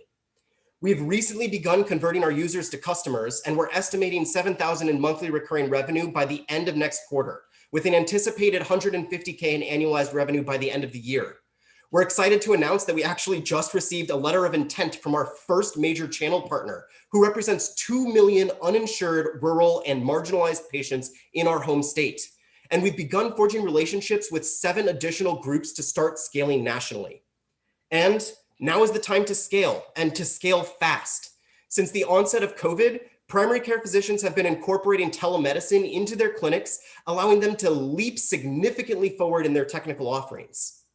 We will continue to create a world-class experience in the product, and we'll need to deploy EHR and interoperability integrations to grow even faster. We're seeking $1.5 million for development and deployment to our channel partners, and we're actually just recently accepted as finalists for the United Way Health Innovation Challenge, granting up to $1 million in non-dilutive funding to deploy throughout the Southwestern United States. We've already confirmed our FDA classification and validated our reimbursement strategy. We've been growing steadily in and around Atlanta, and we recently started generating revenue. And we're setting our sights high for the next 18 months of growth. And we're not stopping with diabetes. At the end of the day, we've built a platform that connects generalists to local specialists. We built the platform specifically to expand across multiple fields, including dermatology, cardiology, and even otolaryngology. And we can expand globally from there. This is my third venture, but it's the first that directly impacts me. 1 minute to hundreds of millions of patients globally. Our team is passionate about preventative medicine, and each brings a unique and powerful skill set to the table. We have experience building businesses quickly and effectively. We've started multiple companies, and we've even seen successful exits. We have a group of engaged partners ready to help us achieve our mission. And working in one of the most supportive communities in the country, it's no wonder Apptentive named us the #1 app changing healthcare today. So if you want to help us eliminate preventable blindness, come talk to us. Perfect. Judges, the team is all yours for Q&A. May I request Vikram to start off this time? Yeah, thank you. Very good presentation and very well segmented the market. One thing which I was wanting to understand, you said that most of the customers that are in the current LOI that you have received, most of the customers are uninsured. While on your revenue stream, you've said that you will still get your revenues from your insurance companies. Now, these are uninsured, economically weaker section people. While on the other side, you have revenues will certainly not come from insurance companies. So how do you manage that gap of revenue for the Yeah, it's a phenomenal question. There's a lot of nuance in medicine. We're not actually getting our revenue from the insurance company. We're charging both the primary care physician and the specialist on our platform. But for these large providers who are 501c3 type organizations where we can distribute to the most rural and marginalized populations within our country, the programs are primarily state funded. And the funding for our company is likely going to be coming from those state paid programs. However, our system specifically provides an opportunity to reduce the cost of these systems to provide very large margins for our customers. And we charge a very small fee as a result. And that small fee can potentially be passed on to the customers if they want to receive this exam. If you've been to your dentist recently, you may have seen something similar where they want to do a cancer screening that's not covered by your insurance provider. And they say, it'll be $25. Do you want to pay for that? For us, in this specific example, it would only be $5 to the patient if the doctor doesn't want to be making a profit on that specific exam. Yep. Thank you. Next question, please, Jury. Aaron and TJ, congratulations. Phenomenal. I can see a global need for what you're doing. My question to you is that you said you're revenue generating. How many patients have you actually run? Earned, monetized your solution, and B, more importantly, you've been around for a couple of years from 2018. How many patients have you actually run the test on? To me, that's a very, very important part when you come in the medical field. Yeah, and it's critical for our machine learning database as well, right? We've been collecting patient exams primarily in a non-monetized fashion for the last 3 years. I believe that we have access to over 10,000 exams.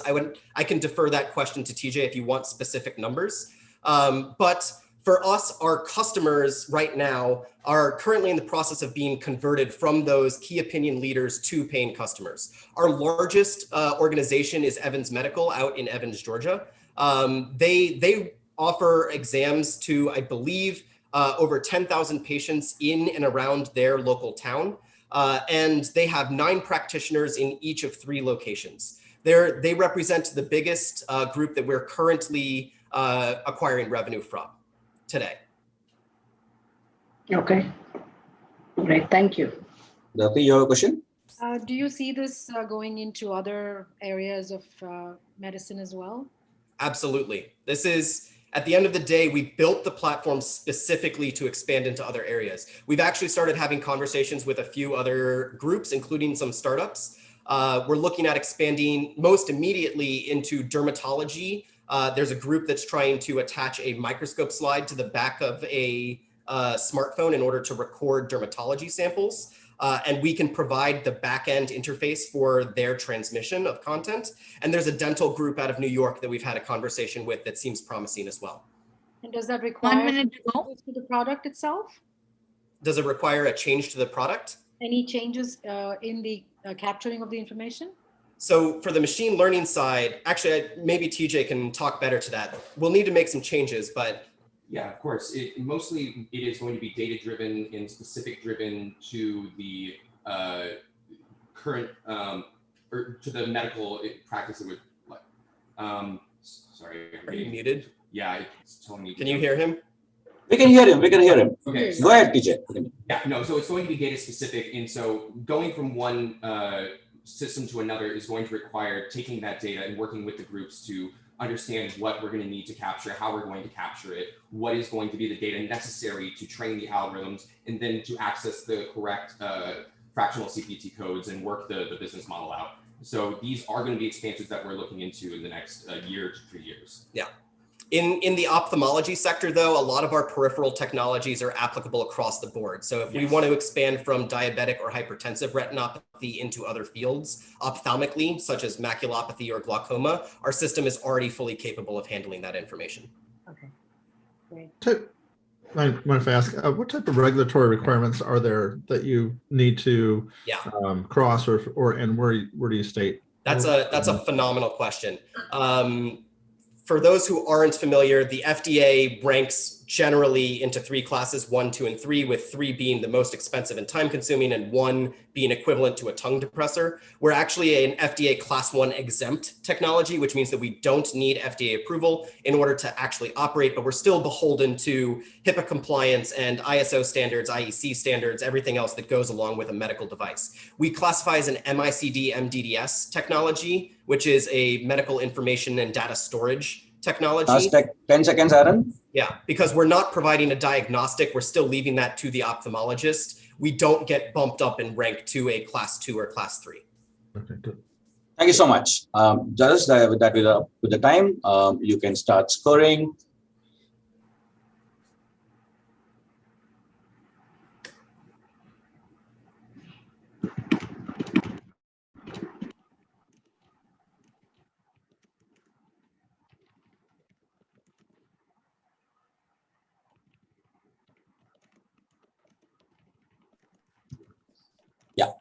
Hey, Pradeep, thank you so much.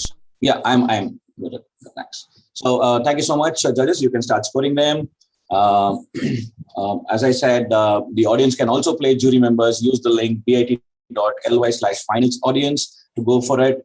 It is also my pleasure to introduce 3 of our sponsors: Life Insurance Simplified, Skyline University, and DLG. DLG has come forward to help you with patenting your product, including the government fees, and they will be sponsoring it for the top 8 teams of the finals. My apologies to Skyline University. I think Aaron and TJ may have to come up with something that eliminates short-term memory, like I lost the name of the university while announcing the sponsors last time. So it's my pleasure now to play a small video from one of our supporters, sponsors, Nadam Foundation. Here we go. Darshak, just check audio, please. Dr. Pagidipadi Devaya is a genuine and devout philanthropist, serial entrepreneur. He was born agricultural labor. He studied at the most prestigious Nizam and Usmania medical colleges in Hyderabad. He then left for the USA, studied post-graduation in the USA, and took training in pediatric anesthesiology from the world-famous Harvard University. He then worked for the children of cancer in St. Jude's Children's Hospital of Memphis, Tennessee. Dr. Pagidipadi Devaya is a serial entrepreneur. He launched the companies like Suncoast Labs, Freedom Health Insurance, Medical Clinics, Physician Partners, Medicare Health Center in Florida. He has healthcare companies like Anian Healthcare and eVaidya, which focus on delivering a transparent and professional healthcare to all. He also has a Southern Online Biotechnologies Limited company to provide jobs. Dr. Pagidipadi Devaya is ever obsessed with his 5 E's: education, employment, entrepreneurship, economic equality, and empowerment of the poor, and also healthcare for all. Nadam, through which he is supporting the higher education of students of merit and poor. They should also pay back to society. Over 200 students are studying medicine, engineering, and other faculties across India today. Besides, he has provided jobs to many unemployed youth in his companies in Hyderabad, Warangal, and in the USA, adhering to his service model. Recognizing the success of Pagidipadi couple's Freedom Health Insurance, the Inc. magazine of the USA had crowned them with the leaders of Fastest Growing Companies 2009 award. The Kalam Foundation had conferred over him Kalam Innovation Award 2018. With the Universal Peace Ambassador by the UNO Peace Federation. Dr. Pagide. So I see that one jury member has scored. It is also my pleasure to present to you the team that is managing this entire event, right from the organizing, from the mentoring, and from executing it today. The 4 co-chairs from 3 different cities of the world, the planning team, again from almost 14 different cities of the world, all coming together with one passion, one philosophy, one mission to foster entrepreneurship. We're all volunteers here. All that we want to do is to give back what we have learned all through life, and I think pay it forward kinds. And on the last row, you see the PMO team, which is the Project Management Office. I wish it could be called as the Prime Minister's Office, but that's not a position that we would like to take for now. These are the people who are bringing this show to you. And I see our next contestant, Apurva. Apurva, all set? Yes, I can. Perfect. Can you take a deep breath so I know you're relaxed? I can go ahead and share, right? Yes, please go ahead and share.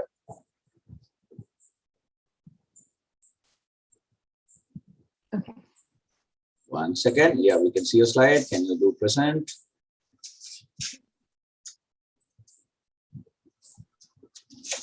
Can everyone see my Hold. Yes, we can see your screen. Hold for a second. Take a deep breath. Let me see a smile on your face.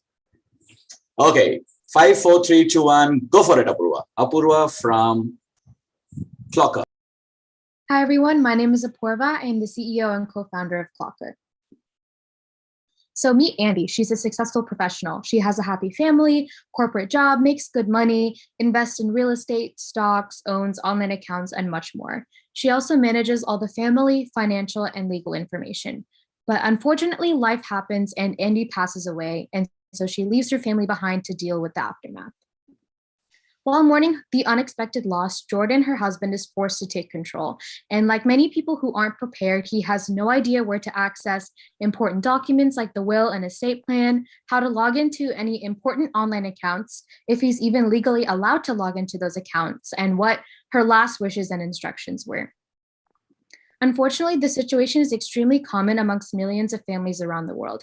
We saw this particularly with the COVID crises last year in countries like Italy, the US, and India, and people are now realizing the uncertainty of life and the importance of planning ahead of time. So this demonstrates 2 big problems with the legacy planning industry today. First, there's no easy way to ensure that your loved ones have access to important information and documents and to manage your beneficiaries. Second, there's no easy way to plan to legally pass on your digital assets. Looking on the digital side, studies show that in the US, over 125 online accounts are associated per email ID, and that includes a lot of valuable information, including photos, videos, medical records, artwork, any other documents, and things like that. Additionally, there are privacy laws within the US that prohibit people from just sharing credentials without the legal mechanism. We also expect digital state laws to become very prevalent in the next few years, particularly in countries like Canada and the US, and then expanding Canada and the UK, and then expanding to other countries around the world as well. So this is an up and coming conversation. After the death of my own grandfather in India, me and my father came together to create Clocker, which enables people to pass on their digital property to their heirs and securely manage and pass on important documents. So I'm going to take you through a quick demo of our platform just to show you how it all works. So one of our biggest differentiators is our onboarding process. We ask you a series of several questions that to figure out where you are in your stages of life and things like that. We also then ask you for specific contact information for anyone that you'd like to assign as a beneficiary or nominee later on in the process. So our onboarding is extremely simple. It's just a few questions, and then we take you to first create your digital legacy plan, where you can just in the series of a few simple clicks, create what online accounts you have and you'd like to pass on to your nominees. We really take the burden off the consumer, and instead of making them come up with the online accounts they think they want to pass on, we present them with a series of options, and we have a robust list on here as well.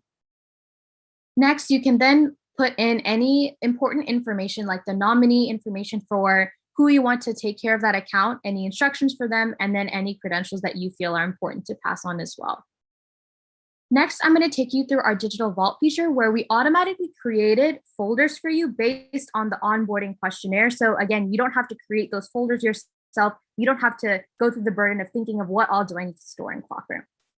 For any documents that are extra sensitive, you can opt to store it in our ultra security mode, which is an added layer of protection that I'll get into later in the presentation.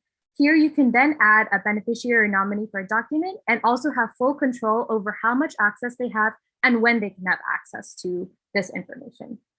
Third, I'm going to take you through our time capsule where you can store and secure any last wishes, stories, memories, or anything to your loved ones. Either schedule it for a special day or upon disbursement of your portfolio. So essentially, we're just providing a place for you to store all of your important information, pass on your digital, physical, and emotional legacy all in one place when the time comes.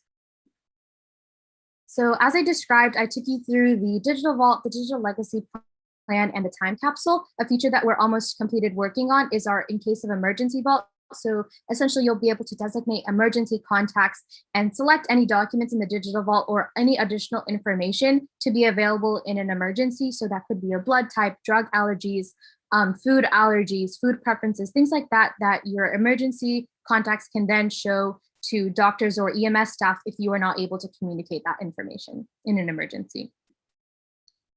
So onto our competition, there are many point solutions in the market today, but we are really bringing them all together in one roof with advanced security.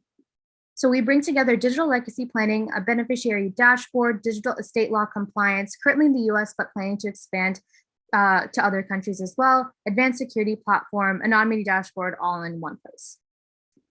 So I briefly mentioned our security platform. We do have a patent that's pending on our additional layer of security, which is basically shredding technology.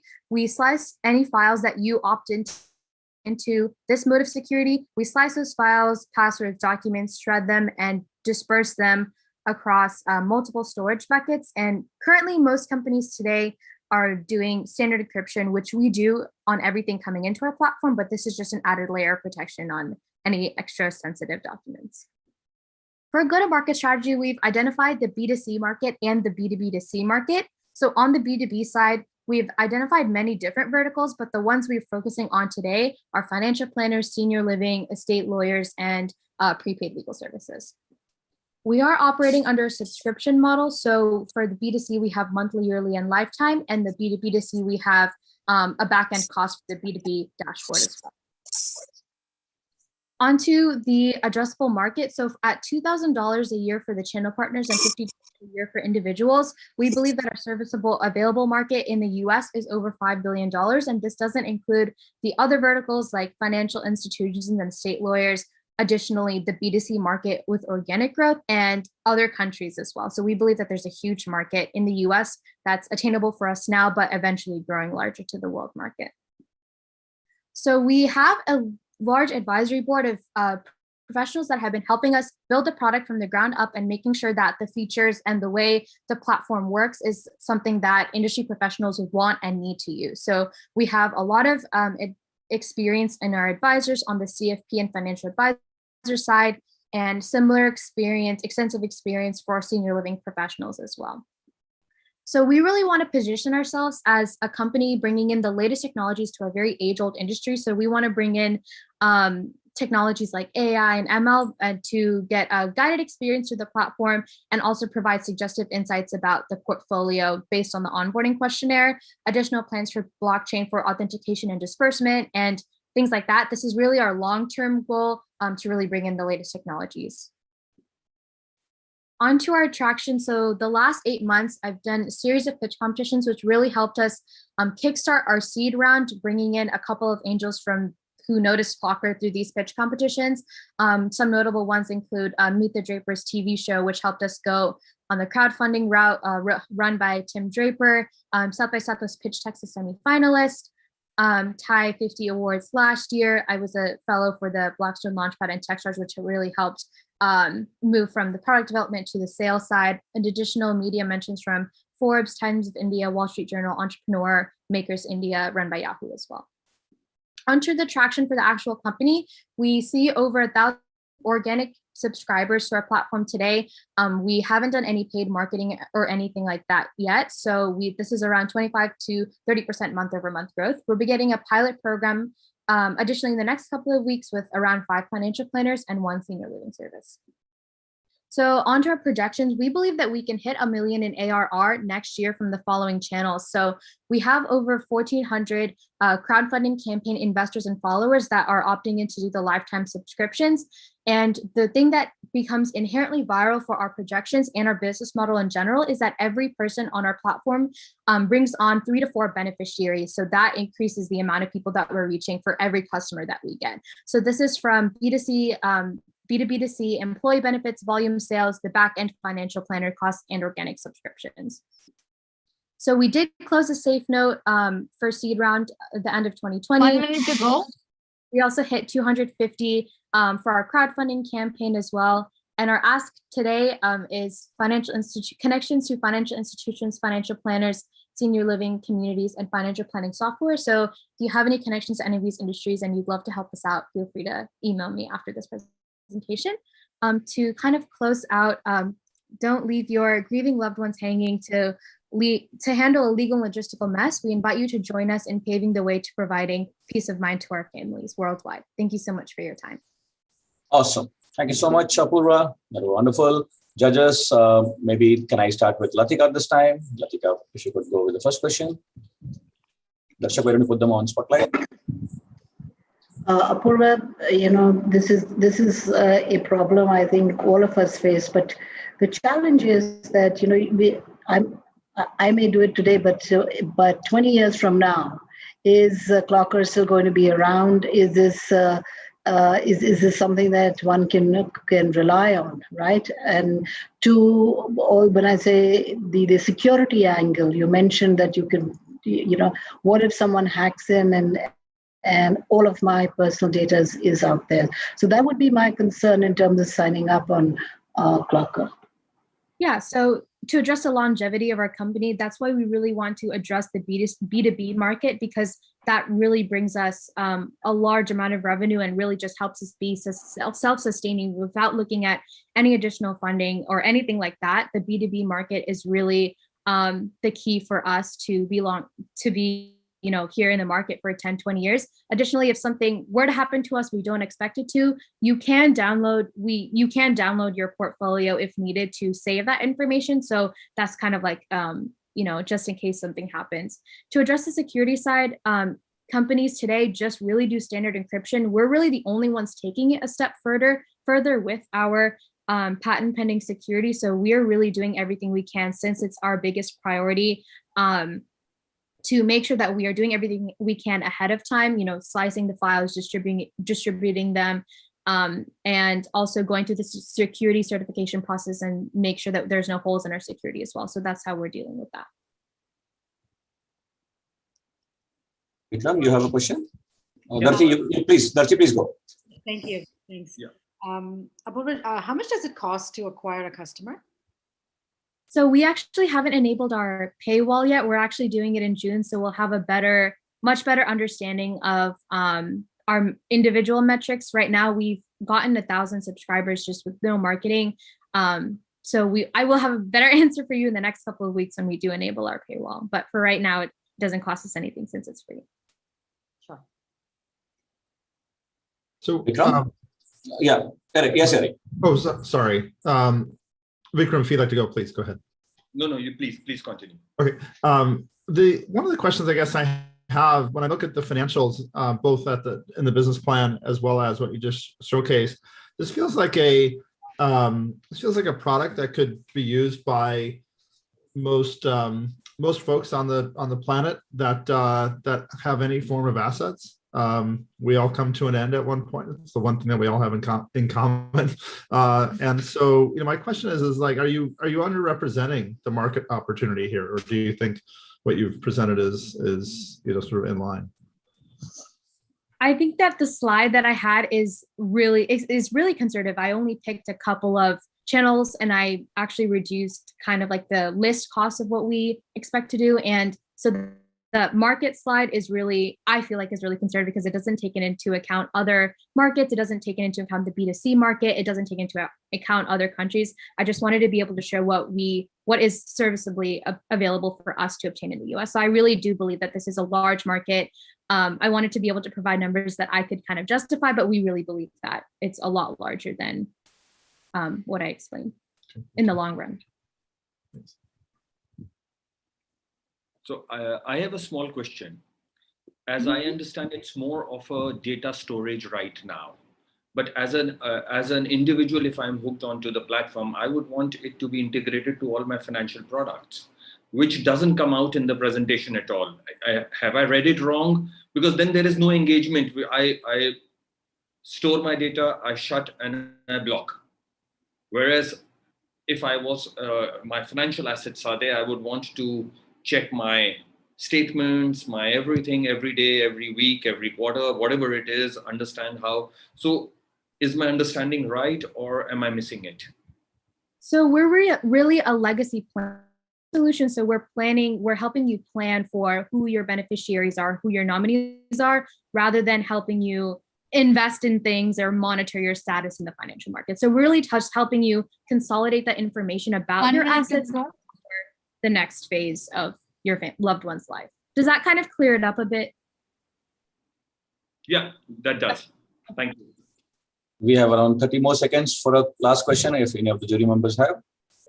So, I mean, since there is time, I'll ask one small question more. Between B2B, B2C and B2C, where do you see the larger opportunity in the short-term space? B2B for sure. So with the B2B, we are charging for the B2B dashboard where they can manage all of their clients' information in one place. And they also bring on their clients. So that's inherently bringing on B2C customers as well. It also just brings us validation and trust in this space to be able to go to other customers and bring on more people as well. So it's definitely the B2B space for us is more viable. Cool. Thank you so much, Apurva. And my bad, Apurva is from TiE Austin. And not only did she bring the A game to the competition, but she also brought her entire chapter single-handedly into the competition. Before this competition started, Austin was not on the thing. And with Apurva, the chapter as well came. So go Texas. Woohoo! As my friend there from Texas is putting. Thank you so much, Apurva. Can we get the next team lined up before I play a video from one of our sponsors? The next team is Small World, and I have a small video for you from our sponsors, Skyline University. Skyline University College offers students that rock-solid career foundation. A global leader in providing quality education, Skyline has introduced undergraduate and graduate programs under the banner of School of Business and School of Information Technology. In its School of Business, Skyline offers a wide range of undergraduate and postgraduate career building options, BBA and postgraduate MBA programs, and under its School of Information Technology, Bachelor of Science in Information Technology, Enterprise Computing, Skyline University College. Skyline University. Cool. The team from Dubai, are you ready? Small World. I see the judges are scoring. Let me repeat again, for those of you who are here, immediately after the final pitch, we have a very special gentleman, Sheil Tile, from the CEO of Amplo, one of the Forbes 100 under 30, a gentleman who traveled with none less than Barack Obama to Africa on the contingent, will be speaking with us on a fireside chat. Very inspirational story. Lauren and team, why don't you share screen till then so that I can have that time saved up.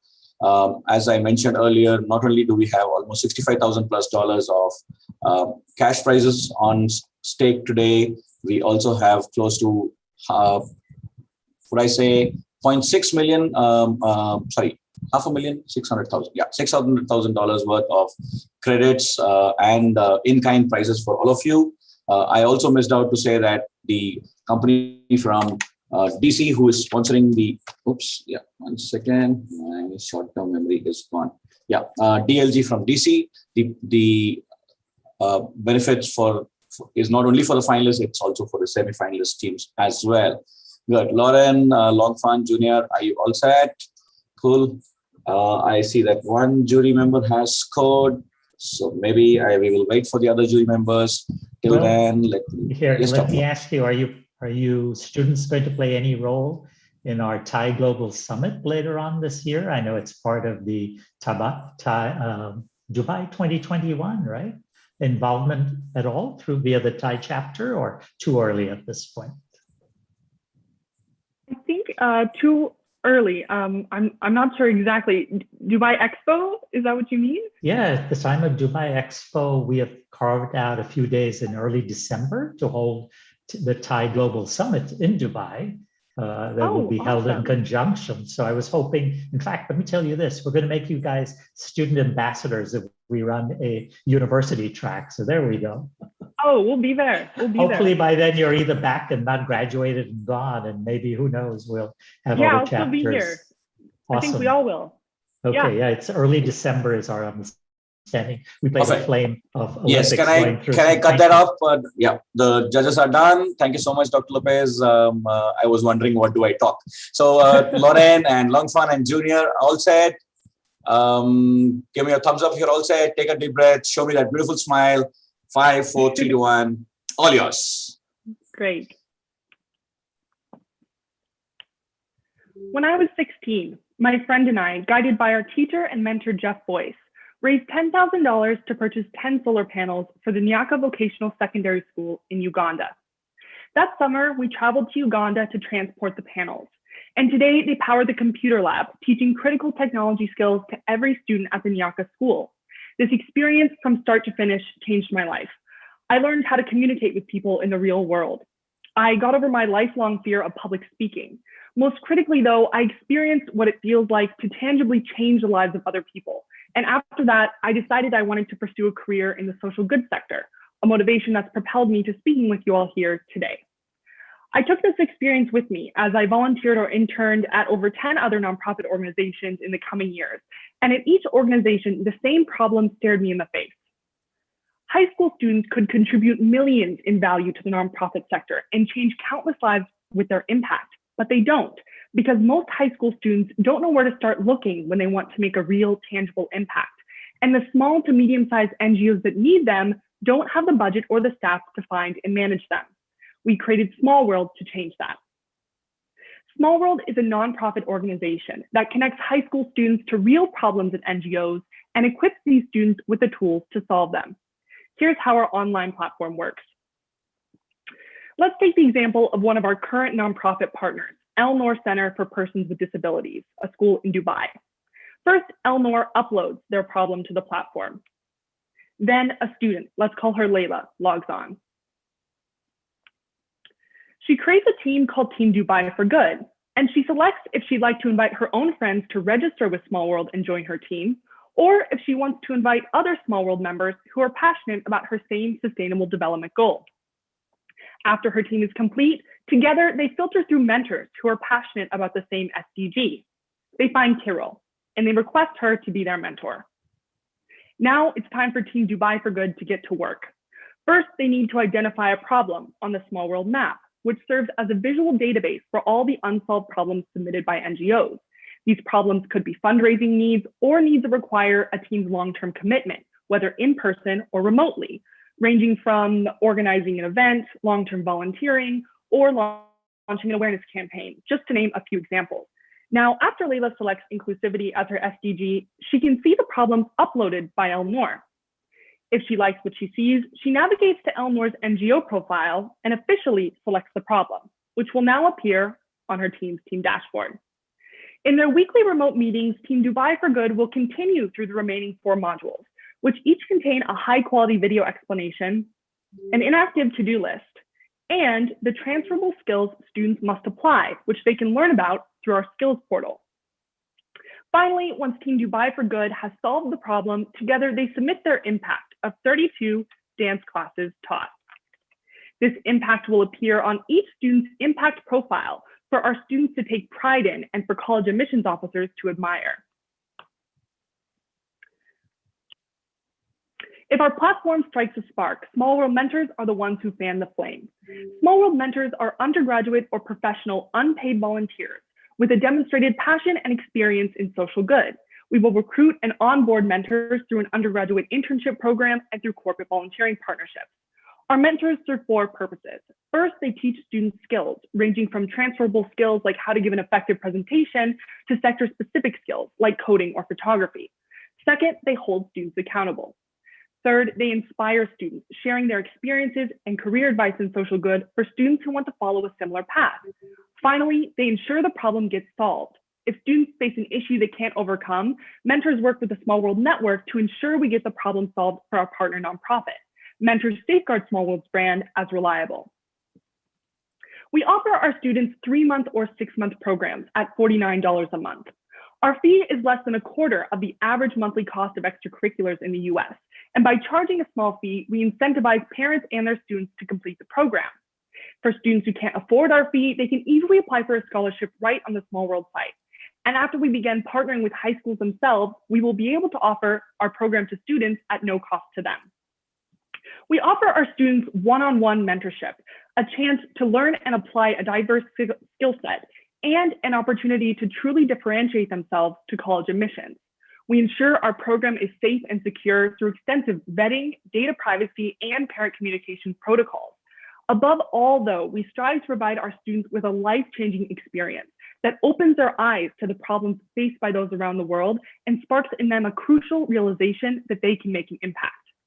We solve our partner nonprofit's first problem at no cost to them. And after that, they pay $160 for a problem requiring up to 10 students and $320 for a problem requiring greater than 10 students. To our partner nonprofits, we deliver a simple promise: we will fill your need. Nonprofits like Care for Calais won't need to go months without having tents to give out to refugees, like they did when I was a volunteer there. Instead, they simply submit that they need 25 tents at the end of 3 months, and after we approve this problem as suitable for our teams, we will deliver that. Our total available market includes the US, UAE, and IB program students with a service requirement for graduation, a total of 12.5 million students. Our market research indicates that 20% or 2.5 million students are unhappy with the current youth service solutions. Our long-term goal is to accommodate 50,000 Small World students, generating a potential 16.5 million in revenue. Of the 8.5 million NGOs worldwide that are solely volunteer run, our market research suggests that 5.1 million want to increase their impact through youth engagement. We aim to partner with 25,000 NGOs, generating a potential 4.1 million in revenue. Our main costs include in-house software development, operations, and search engine optimization. By the end of our first launch year, by establishing 55 teams and partnering with 55 NGOs, we project growth to 94K in revenue and 12K in profit. In 2023, we will onboard a full-time team of 4, enabling us to scale by 5 for a growth to 419K in revenue and 58K in profit. We aim to break the $1 million mark in 2024, accommodating 5% of our serviceable attainable market with 600 teams and NGOs, generating 288K in profit. We will go to market in the US and the UAE with 6 main student acquisition and retention strategies. First, through the Ambassador Program, passionate volunteers will bring Small World to the high schools that they have established connections with.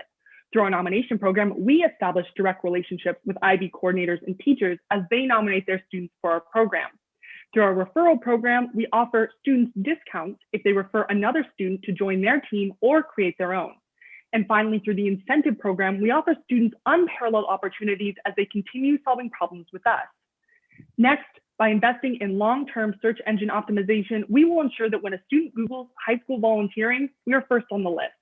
And finally, by partnering with high schools themselves, we will be able to offer Small World to each of their students at no cost to them. Other volunteer matching platforms like volunteermatch.com don't connect users directly to high-need problems. Instead, they just advertise low-skill, one-time volunteer jobs.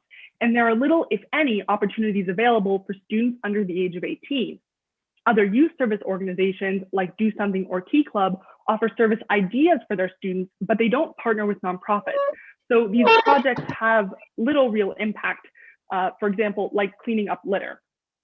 Small World fills the need for the millions of students who know they can do more. After running a 2-year pilot program in partnership with GEMS Education in the UAE, we won 3rd place out of 98 teams in Saturday's Youth Tech competition And we've completed the time-intensive process of registering as a tax-exempt nonprofit organization in the United States. As a CEO, I've dedicated the past 4 years to developing and growing Small World. Our COO, Daria, led a university-wide mentoring program at NYU and has experience in top legal firms in the UAE and UK. Our tech team has extensive experience as undergraduates. Junior is currently a software engineer at an international fintech firm, and Vulong is a top 10 open source contributor and developer of a successfully deployed app. Critically, our tech team has built the beta version of our platform with no outside funding. In the past 6 months, we've gained crucial advisors, established partnerships with over 10 nonprofit organizations, and developed a fully functioning beta version of our platform. We are set to launch a small-scale beta program in September, leading up to our full-scale launch in January 2022 with the goal of 55 teams. Today, we're looking for an impact investment of $50K, which would be pivotal for us. It would allow us to take our 55 teams to 500. And so today we're asking you, please help us catalyze social impact on a global scale by choosing Small World as the TiE winner today. Thank you. Cool. Judges, the team Small World is ready for questions. Yeah, can I ask Vikram? Yes, Vikram, please. Yeah. Yeah. Latika, this time men first. Thank you. Please. No, please go ahead. Okay. So, yeah, go ahead. Very nice, very nice presentation. Very well spoken. A very clear market strategy. Very well segmented, saying that these are the high school students and they are the people. They are the students who can pay. Now, my challenge, which in understanding this was one of my questions, that while you are mapping the student to the NGO, so the student goes and student in a college will go and map it to a NGO, a small NGO. How do you map the capability and the capacity both together? That's one. And what is the learning development for that student at the end of the day? Great. When he's passed out of that 3 months program or a 6 month program, how do you assess that impact both to the NGO and to the student? Great. So let me take those questions one by one. So first, we have a short and long-term goal in terms of matching our students to the NGOs. In our first, year, we are looking to, work directly with NGOs, and the problems that we are going to, hope to get with them fall into 3 main categories: either fundraising needs, volunteering needs, or awareness needs, which can all be in person or remotely. And we want to start with smaller scale projects that we know our first and second cohort of students can take on. However, our long-term goal is to actually really ramp up the incentive program that I talked about in the go-to-market, where students who've been in the program for a year will qualify, year, 2 years, 3 years, will qualify for more complex, more large-scale programs. They will be equipped with greater skills, be matched with more expert mentors, have a more time-intensive program. So I hope that answers the first question. In terms of what our students gain, are the 3 main pieces that they're gaining are first, one-on-one mentorship with a undergraduate or professional. So this basically allows high school students to gain really real-world skills that we kind of forget students don't learn until later. And we have in our skills portal already things like drafting an email, being an effective public speaker, knowing how to interview someone, kind of conduct a professional meeting.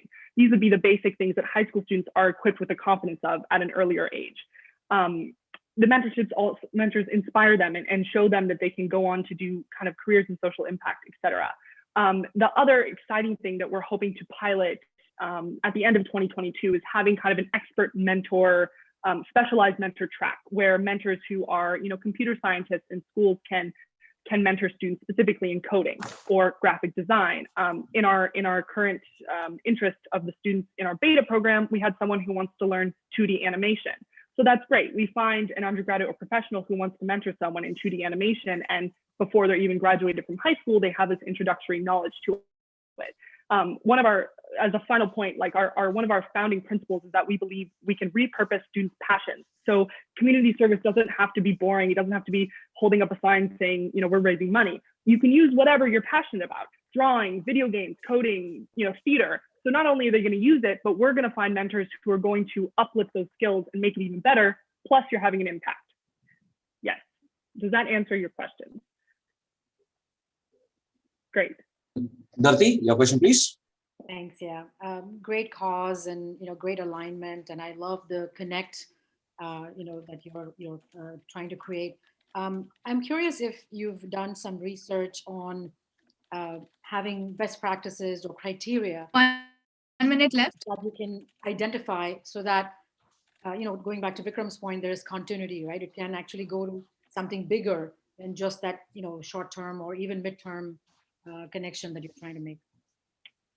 I don't totally understand. So criteria for NGOs, because there are so many, right? If your target markets are the US and UAE, yes, you can have an NGO in India, right? For example. So have you done research in terms of what is out there and what are the connects that you can truly make based on the requirement from the student side?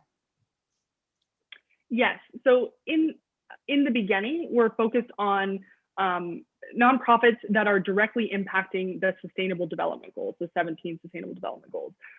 We're less focused on kind of political, necessarily country-specific political causes, and more development causes, because these are something that we believe is where high school students are best utilized.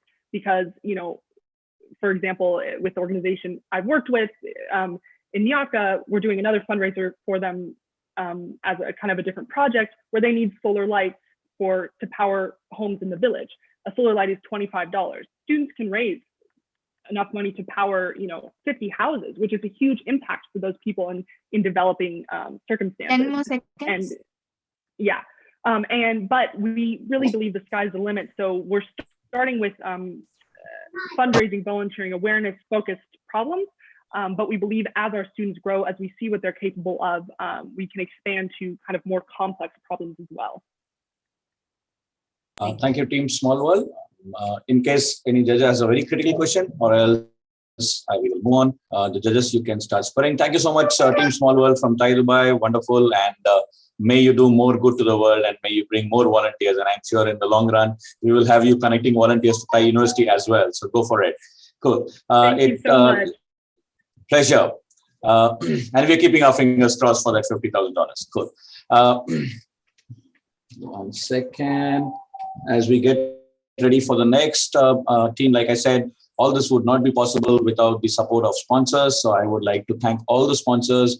And we have a small video highlighting all our sponsors here. Cool. Yeah, here we go.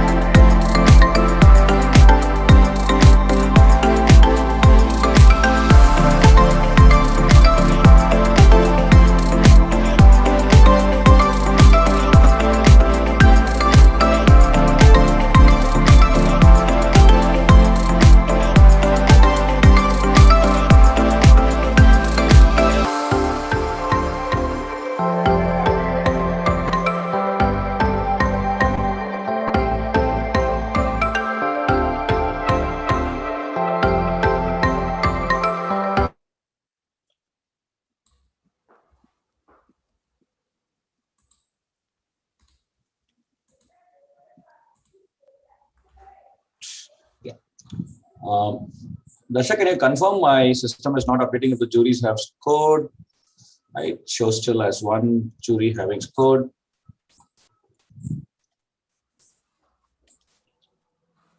Team Survivor, Brian from Dallas, you ready? Yes, anytime. Are those guns behind you? Maybe. Jury, please note, better score him well. Hey, I've seen. Let's give the jury another 30 seconds. We have 2 out of 4. But now we have 3 out of 4. Yeah. And So we'll take one more. And we'll all take a breath, as they say, right? Take a breath and put your hands up in the air where I can see them. That's what Brian's trying to tell us, right? What model of a gun is that, Brian, there on your... And we're good to go, by the way, when he answers that question. You got a holster as well in the hand? Perfect. Okay, Brian, all set? Strapped. All right. Okay. We are ready. 5, 4, 3, 2, 1. All yours. Go rocket. Hi, my name's Brian, and I'm the CEO of Survivor. We exist to make communities safer by providing humanized training to police forces. But before we jump into that, I want you to first imagine that you are a police officer responding to this call. You're told that there's a suspicious individual loitering in an alleyway. As you arrive on scene, the suspect suddenly reaches behind and pulls out a dark object. What do you do next? Draw your firearm? Reach for your taser? Is it too late to de-escalate this situation? When you approach complex situations like this, your split-second decisions can mean life or death. Police departments know this, so they invest heavily in training. However, today's training is profoundly inadequate, and I'll break that down into 3 basic types. First is classroom training. Endless PowerPoint lectures are boring and lack real-world pressure. Second, training with live actors is an expensive logistical nightmare. You have to rent public facilities and pay for overtime and ammunition. That's why this training is so limited in availability and the diversity of scenarios that officers can practice. And third, existing training simulators play videos on screens. These training videos just play from start to end like you don't even exist. So you can't practice de-escalation and human interaction. There is only one thing you can practice, and that is whether or not you pull the trigger. Shoot or don't shoot. This is today's standard of police simulator training. The disconnect between this limited training and real-world encounters can be deadly. Our communities deserve better. There must be a more realistic and humanized way to train our police. That's where we come in. Survivor provides the next generation of training simulators. We use virtual reality to create fully immersive training environments that officers can engage verbally and physically. We have over 25 fully customizable training scenarios, from traffic stops to emotionally disturbed individuals. Current simulators are pre-scripted, so each scenario only has a few possible outcomes. Officers can't practice de-escalation because they cannot change inevitable scripts. This makes current simulators too unadaptable for practical training. Our simulator is the complete opposite. Our scenarios can be changed in real time. So now officers can actually have realistic back and forth conversations with suspects, and they can never predict what will happen next. We deliver that adrenaline rush of the real world while allowing officers to practice de-escalation and empathy skills to resolve conflicts peacefully. In addition to our scenarios, we've built a wide range of advanced capabilities such as multiple user training and hand tracking. And we have multiple patent pending inventions from training analytics to 3D spatial calibration.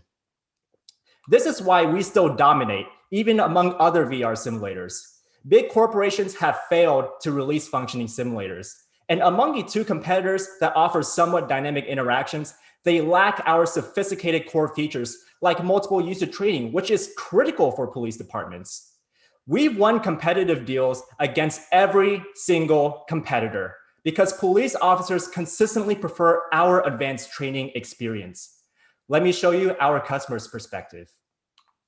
Superior Police have a new training tool. It takes officers into a virtual world to better prepare them for the real deal. The equipment came from Survivor, a VR company based in Texas that works with a range of former law enforcement officers. The company allows police officers to train in any environment along with immersing themselves in the situation around them. Listen, thank you very much. Appreciate that. Can you step forward away from the knife a bit? Then they actually start interacting and doing the training itself and seeing how quickly a suspect can go from compliant to defensive to absolutely combative within a split second, or it can go in the complete opposite direction. The instructor can create a dilemma for the officers to solve in a realistic environment that's immersive, makes the officer feel like they're there. But the officer taking this scenario, who's participating in it, doesn't really know what's going on, and that it provides better contextual learning. With a virtual reality headset on and weapons in hand, the mock scene I'm placed in is at a school with screaming kids running up to find safety. Someone is armed with a gun. By the end of it, I was sweaty, my heart was beating fast. It felt like the real deal. We're able to create virtual scenarios that we wouldn't be able to create realistically in real life. It's a fantastic immersive system. You feel like you're in the environment. My heart rate definitely went up, so that's good because that allows me to control my heart rate, my adrenaline, and deal with whatever situation that I have going on. So it's great. I think it's a great tool to have. During a time when police encounters with civilians have sparked demands for change across the country, those with the SPD say the VR training is a great tool to help officers respond in reactionary moments. It really requires officers to think through those communication skills to resolve a situation in the best outcome possible. And there you have it. Moving on, our pricing is simple. We charge $45,000 per simulator plus add-ons from content subscriptions to custom training scenarios because we're always staying up to date on what's happening in the world and giving that training to every officer. Now, each simulator yields a sustainable 85% gross margin. So now, since 2020, we've booked 1.2 million. Is it still sharing? Did someone take it away? Okay, let's try that again. Now, since 2020, we've booked 1.2 million in revenue across 10 states. Our customers include city, military, university, and private security organizations. Our biggest contract is with the US Department of Homeland Security, worth $2 million over 5 years. Our initial market is the 18,000 police departments in the US. We estimate that the police training simulator market alone is worth $1.54 billion based on our average deal size. However, we started to receive demand from much broader markets, such as Air Force squadrons, high schools, and even the University of Cambridge in the UK. Our addressable market is expanding rapidly as training demand increases in adjacent verticals. Our go-to-market strategy is unique because our sales and marketing employees are 100% police. We understand how cops think, where to find cops, and how to talk to cops. We conduct aggressive marketing campaigns at major police channels, from conferences to publications. Our recent campaigns have already created a surge of qualified leads that continues to grow. Meanwhile, our sales team specializes in building trust that only fellow police officers can achieve. That's how we've driven customer loyalty and referrals. And we're in reseller contract negotiations with a leading police corporation to scale even faster. Now, we have 10 full-time employees, and 50% of them are former police officers. That's how we've built a trusted brand, made by cops for cops. Marwan and I are the co-founders. Our backgrounds are in computer science. And before Survivor, we started a virtual reality consultancy that served clients from education to healthcare. Survivor's combined executive team has over 60 years in government sales, marketing, and engineering. And in 2019, we were one of only 10 teams worldwide accepted into Techstars Austin, one of the world's leading startup accelerators. We also built a corporate and scientific advisory board. Our strategic advisors include a police chief, Air Force colonel, and virtual reality professor. We have the right experts on board as we scale the company and develop new intellectual property. In 2019, we raised $320,000 to launch our product. We then proved it by booking $939,000 in our first year of sales. We're now raising $750,000 to accelerate revenue growth, by doubling our new sales reps and investing more into our police marketing channels. This will take us to over 10 million in annual revenue by next year. And our fundraise is currently 45% committed. 1 minute to go. Survivor is the future of police training, and it's ready today. We exist because you can never train enough for a job that can kill you or someone else. Our vision is to become the world's highest standard of police training. We want every police department to access our training and serve their communities as best as possible. So now that Survivor is a real company with a proven product, a mature full-time team, and 1.2 million in bookings across 10 states, our top priority is scaling revenue. Because the more people we help go home at night, the better. Thank you. Perfect. To my timing colleague here, Chintana, beware, he has a gun. So next time, don't interrupt and say 1 minute to go. Noted. Brian, Brian, all yours. Judges, Brian is all yours for questions. I don't bite, I promise. I'm not sure who's supposed to go first, but I'll ask the first question. I'll go for a brief one. What are the key interdependencies within your sales channel? That's one. And what is a typical sales cycle that you have to acquire a police department in a certain state? Based on our 2020 sales data, our sales cycle from that year was 4.5 months. So we do a really good job at qualifying the leads. We have very strict standards internally on what counts as sales qualified. In terms of interdependencies in the sales channels, I mean, most of it is direct sales. We have our marketing VP will access the different channels, like we attend the major conferences and we publish on the major law enforcement outlets. And then it then integrates into the sales team. They go out, they qualify the leads, initial calls. If it's qualified, they have a purchase decision within the next 30, 60 days. We'll do an online or in-person demo for them because it's a very high price point, if that answers your question. Thank you. If I may follow up, how do you measure the success of this product? How do your customers look at success? Every time I ask a customer that, one of the most important things is training repetitions. The community expects police officers to be right 100% of the time. And so, especially in safer communities where you don't have many shooters or stabbings, things like that, that's where they need to train the most, actually. And so before Survivor, they had very limited training. Classroom training and live action training has its own limitations, but even then, it doesn't happen all that often. They have nothing to do. And so the most important thing is increasing the number of training repetitions, not just quantitatively, but qualitatively. These are very lifelike scenarios. And so when they go on the streets, they're more prepared to make decisions with confidence. But even like from an efficacy standpoint, research studies have shown VR in comparison to traditional training methods like 2D screens can improve knowledge retention as much as 50%.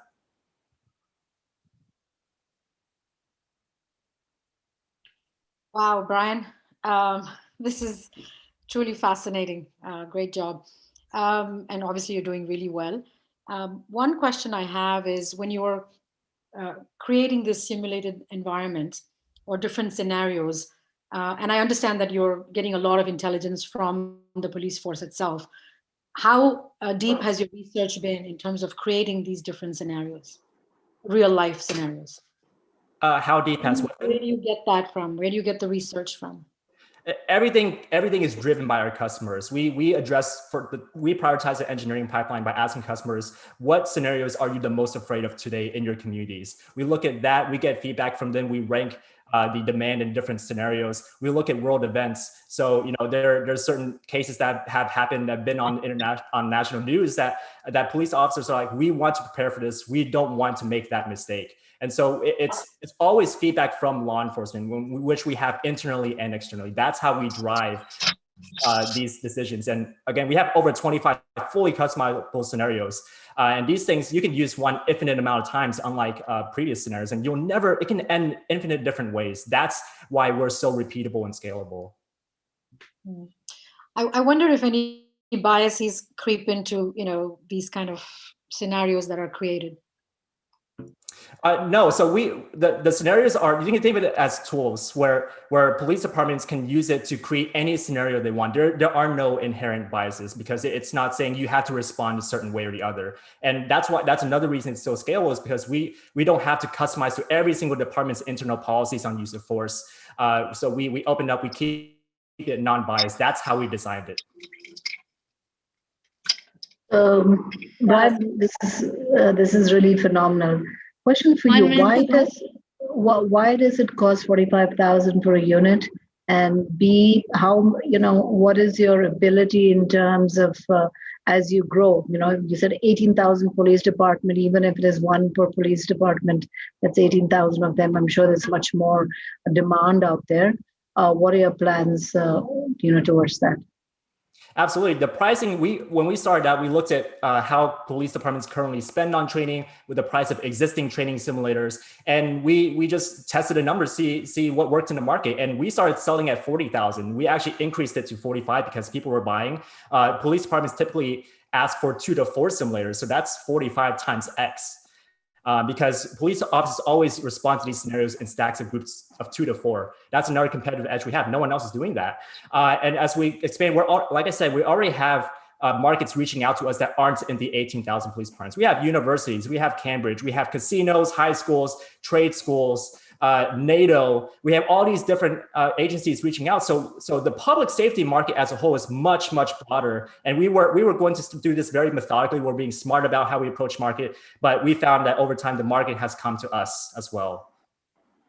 So do you manufacture the simulators, or do you buy it and then put in your software? How does that work? Most of we're a software company. That's where our IP is. We do have some IP in the hardware, but most of the hardware is reseller. We have reseller partnerships with manufacturers for that. But last 10 seconds. Yeah. There is IP in how we create these firearms. They're very realistic. They're weighted just like real police firearms, which is another benefit of our training. And so there's a lot of sensors. Okay, I'm sorry. I said last 10 seconds. Don't do it. Thank you so much, jury. His time's up. Thank you so much, Brian. Jury, you can start scoring. It is my pleasure to call upon the virtual stage my colleague Mohini. Mohini, are you there? Darshak, can you put Mohini on spotlight, please, till the judges score? And Latika, you will have to come back after scoring to talk about Microsoft after Mohini does. Darshak, can I see Mohini? Yeah, I see Mohini here. Mohini, can I share my screen so you can speak? Mohini will tell us what are the different in-kind prices that all of you are going to get. All yours, Mohini. Thank you, Pradeep. Hi, I'm Mohini. I'm program manager at TiE Global. I take care of the TiE University and TiE programs at TiE Global.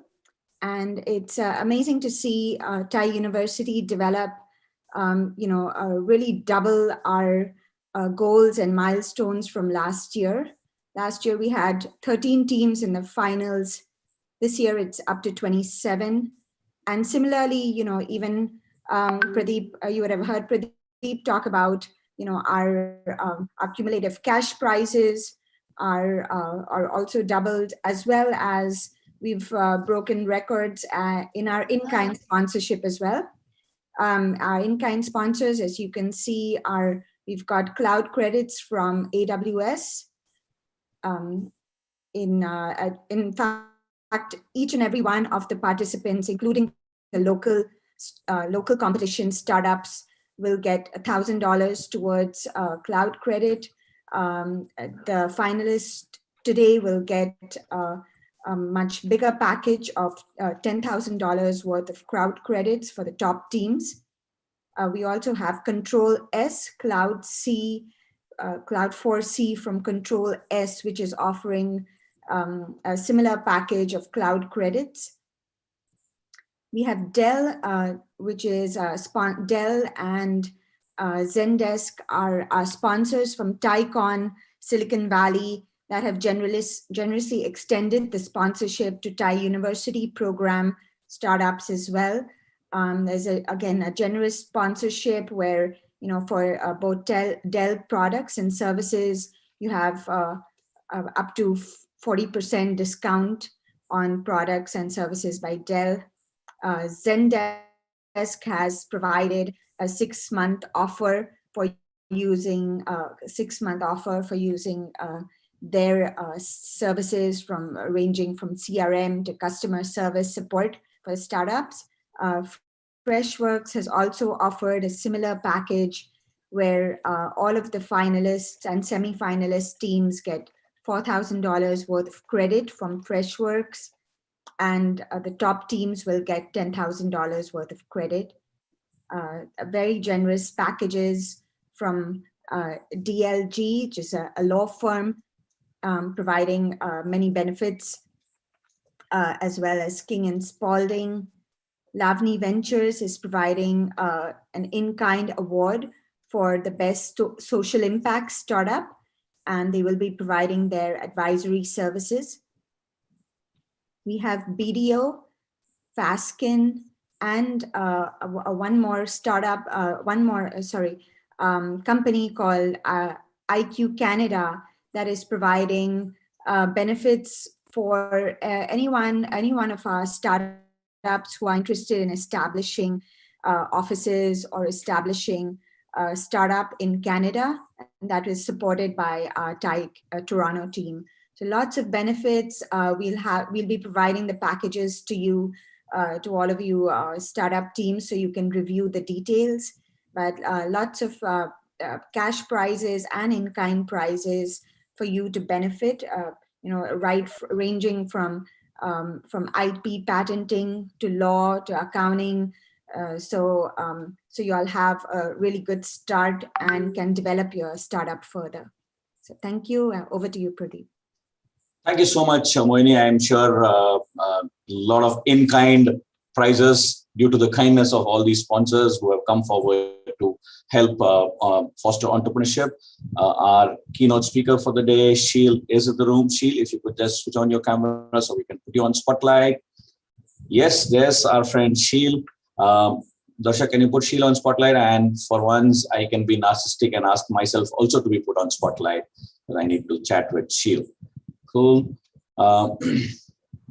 Perfect. So to introduce Sheil, I have a small video. We will go with the video. We'll introduce Sheil and then we will get on with the chat.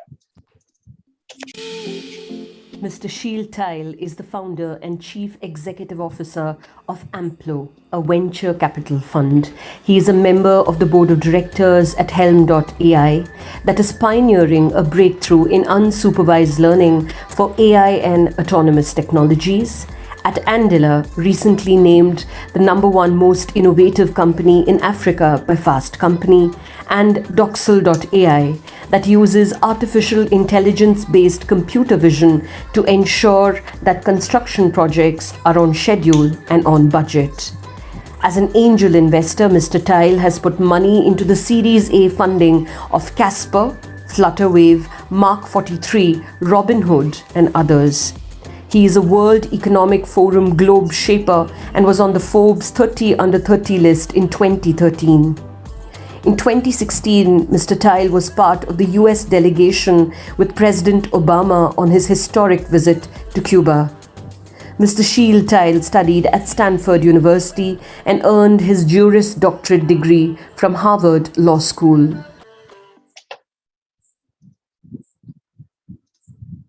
Wow. Amazing credentials. And for those young girls on the call who are thinking that, okay, Neil, if Sheil is the right target for you, sad news, Sheil is just out of getting engaged just a couple of days ago. So he's no more in the market. Welcome, Sheil.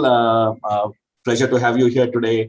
And we are really honored to have someone as young as you here to be chatting with our startups. I have a few questions for you, and maybe I can open up some questions for the teams to put them up on the chat, and I will ask them on your behalf.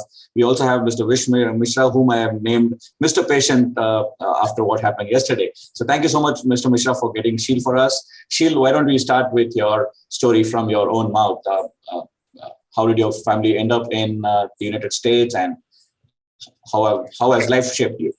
Yeah, well, first of all, it's a real pleasure to be here, guys. You know, TiE has been instrumental in the ecosystem, in the entrepreneurship ecosystem, frankly, globally. And so it's a real honor to be here.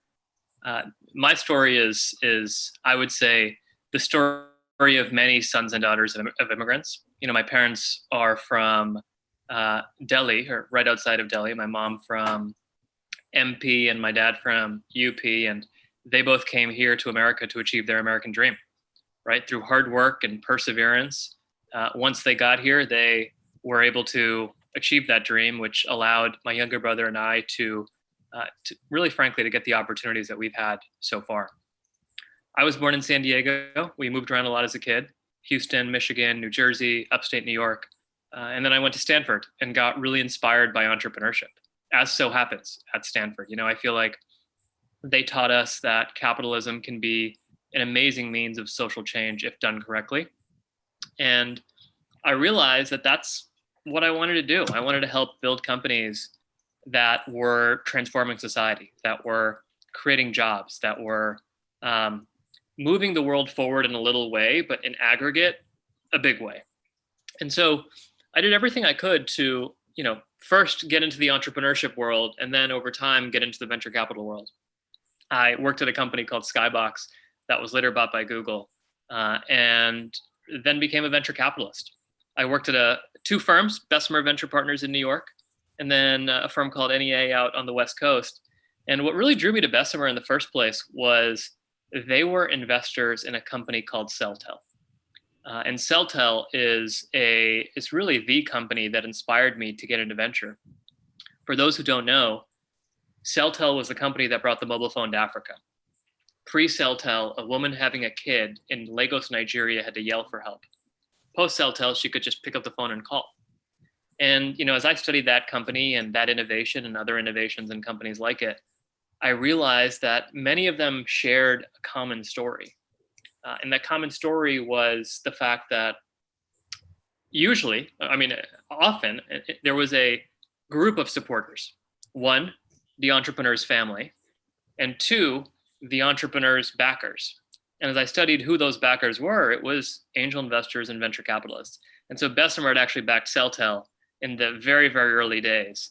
And that company just completely transformed the continent. So that's what I wanted to do.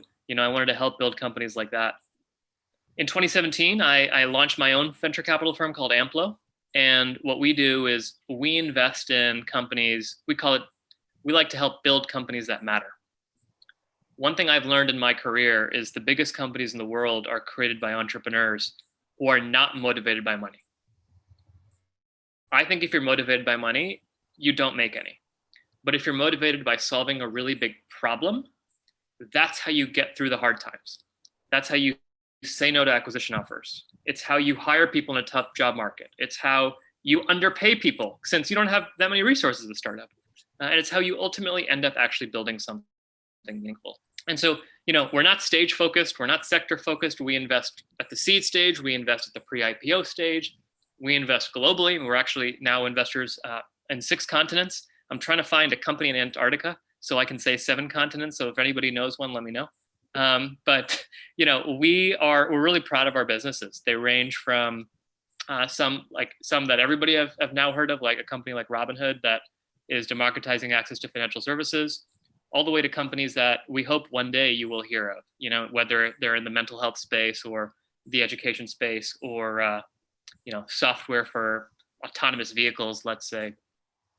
And we believe great entrepreneurship can come from anywhere, and the entrepreneur can look like anything. And so we are just as likely to invest in a company built in, say, Jakarta, Indonesia, as we are to invest in one that's on University Avenue in Palo Alto.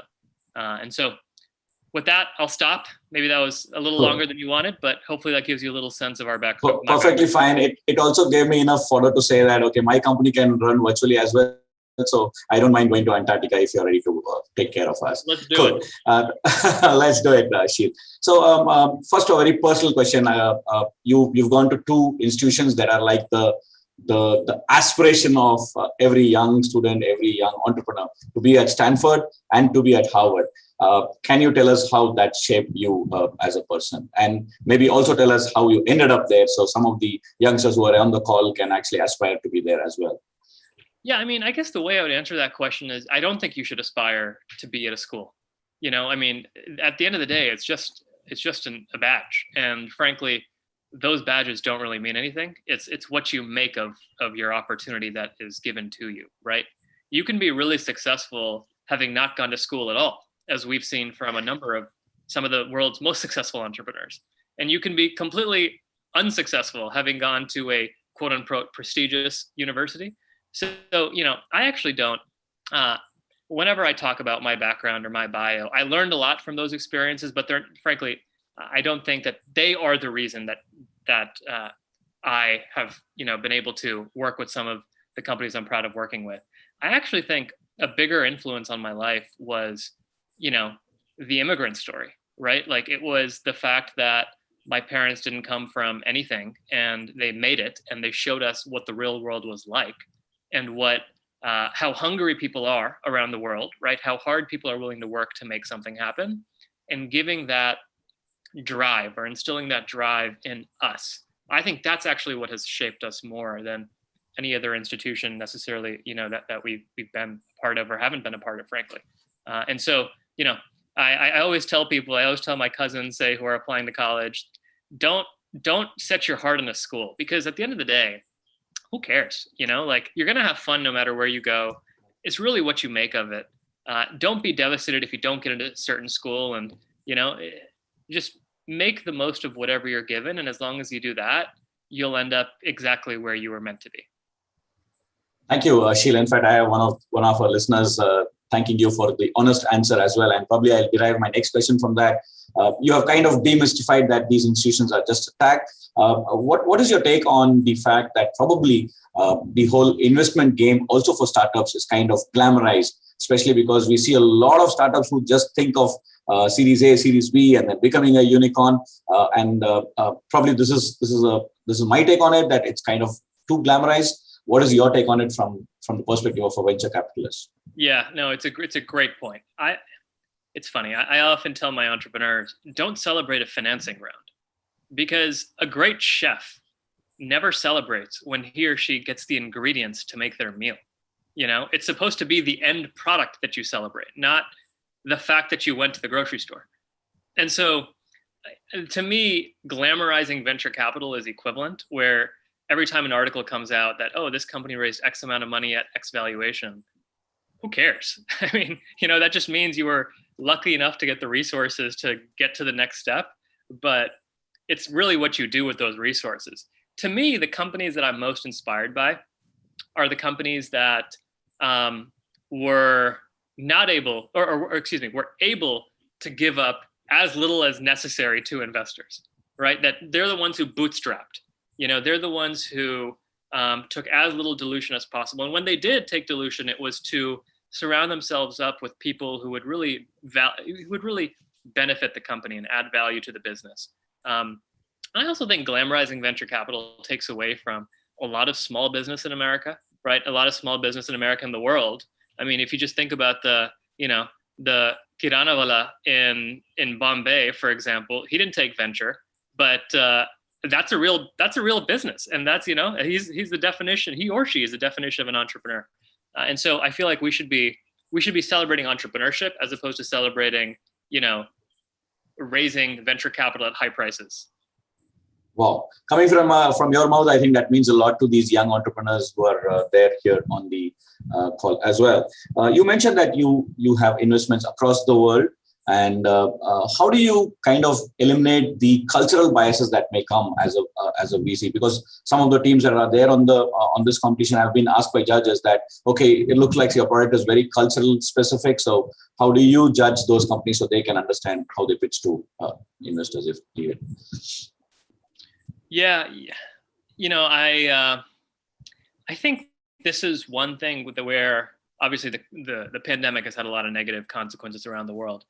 One positive element of the pandemic has been the fact that now everybody looks the same on a Zoom call, which means you're actually you don't have as big of an advantage anymore being in San Francisco or being in New York and being able to go meet an investor right next to you, right? Everybody is now on Zoom, and we have now invested in a number of companies. We have never met the founder in person, and they're in different countries. So I think the Zoom barrier or lack of barrier, so to speak, actually helps bridge some of those cultural elements. It may not fully get somebody up to speed on, say, the nuances of a particular business, but it at least allows you to get in the door, right? And then as an entrepreneur, I feel like it's your job to explain the opportunity in a way that makes sense so anybody can understand it, right? Because at the end of the day, your goal is to get a lot of customers. And if you can't explain it to an investor, how are you going to explain it to a customer? You know? And so just showing that the market opportunity is really big and explaining the opportunity and talking about why customers love this or will need this, that's important. And frankly, I don't actually think there are that many cultural sensitivities there if you can explain well. Perfect. Cool. Sri, I see your hands raised. I'll come to you in a minute once I'm done with. Yeah, okay. Oh no, that was a high five, is it? That's like all our childhoods being a mess because we all thought that the icon on WhatsApp means namaste, but then I realized that it's high five. Cool. So Sheil, marriage is a metaphor that I keep using when I speak to people about entrepreneurship and investment. And now that you're fresh, just of taking that the second biggest risk of your life, I use this metaphor saying that getting an investor on board is like a marriage. If you get the right one, it's great. But if you get into the wrong one, it's messy. What would you advise youngsters who are looking for investors to come on board? Yeah, you know, this is what's tough because often today, financing rounds move so quickly that it's often a sprint, right? And sometimes investors will apply pressure so that you take their deal before somebody else takes the deal, and because of that, it's almost like jumping into a marriage before you even get to date. And so, I think there's almost no good way to solve that, unfortunately. I feel like the only advice I would give an entrepreneur is never feel rushed. You know, like the best investors will never force you to sign their term sheet by the date it says on the term sheet. You know, there are all sorts of exploding offers these days where, you know, the term sheet will say you have until this date to accept the offer. None of those are actually ever valid. Right? It's not like a good firm won't invest tomorrow, but will invest today when they want to invest for the next 10 years. So buy time. I mean, there are easy ways to buy time. One of the best ways to buy time is to ask for references. And as an entrepreneur, you can easily tell the VC, hey, really excited about potentially working with you. Would love to see how you work best with your entrepreneurs. Can you introduce us to 2 or 3 entrepreneurs you've worked with in the past? And that gives you time to get to know them in a different capacity, right? And so that's it. Time is very, very useful and is always on the entrepreneur side once they get that initial offer. Perfect. And like you said, time is of an essence for entrepreneurs, right? And this competition of the whole crowd here is startups who have started in college and are looking at trying to scale up and become bigger companies once they come out of colleges. So what's your take on startups or college students becoming entrepreneurs immediately after college without getting any work experience? I think it's the best time to be an entrepreneur. I actually think the best time to be an entrepreneur in somebody's life is while they're in college. Okay. And the reason I say that is because your risk tolerance is at an all-time high, right? You don't have a family to take care of. Most likely, you may, but not necessarily. And you are at a place in your life where you can live on nothing, right? I mean, most college kids, they don't have a house, they don't have a mortgage, they don't have like all sorts of other stuff, and so their expenses are low. Simultaneously, they understand technology probably better than anybody else. So from a risk-reward perspective, best time to start a company. I also think straight out of college is a great time to start a company too, because what's the worst that happens? You know, the worst that happens is you end up getting a real job where you have an employer. And the best thing that happens is you learn a lot, and you may actually, you're going to learn a lot no matter what. But the best thing that happens is this ends up being the job that stays with you for the next 20 years of your life, and you completely change the world in the process. So from an upside downside perspective, kind of a no-brainer. the later you get in life, the harder it is to become an entrepreneur. And I know it's hard to appreciate that now, but just think about it. It's like when you have kids, when you have a spouse, when you have other things on your mind, you may not be willing to take that risk. So I couldn't help from making this joke. So don't get married before you become an entrepreneur. Become an entrepreneur and then get married, like Sheil's doing, right? Cool. Sheil, is there a personal favorite when I have a couple of questions from the audience as well. Is there a personal favorite when it comes to investments, especially because Amplo's investment portfolio is so diverse? So is there a personal favorite?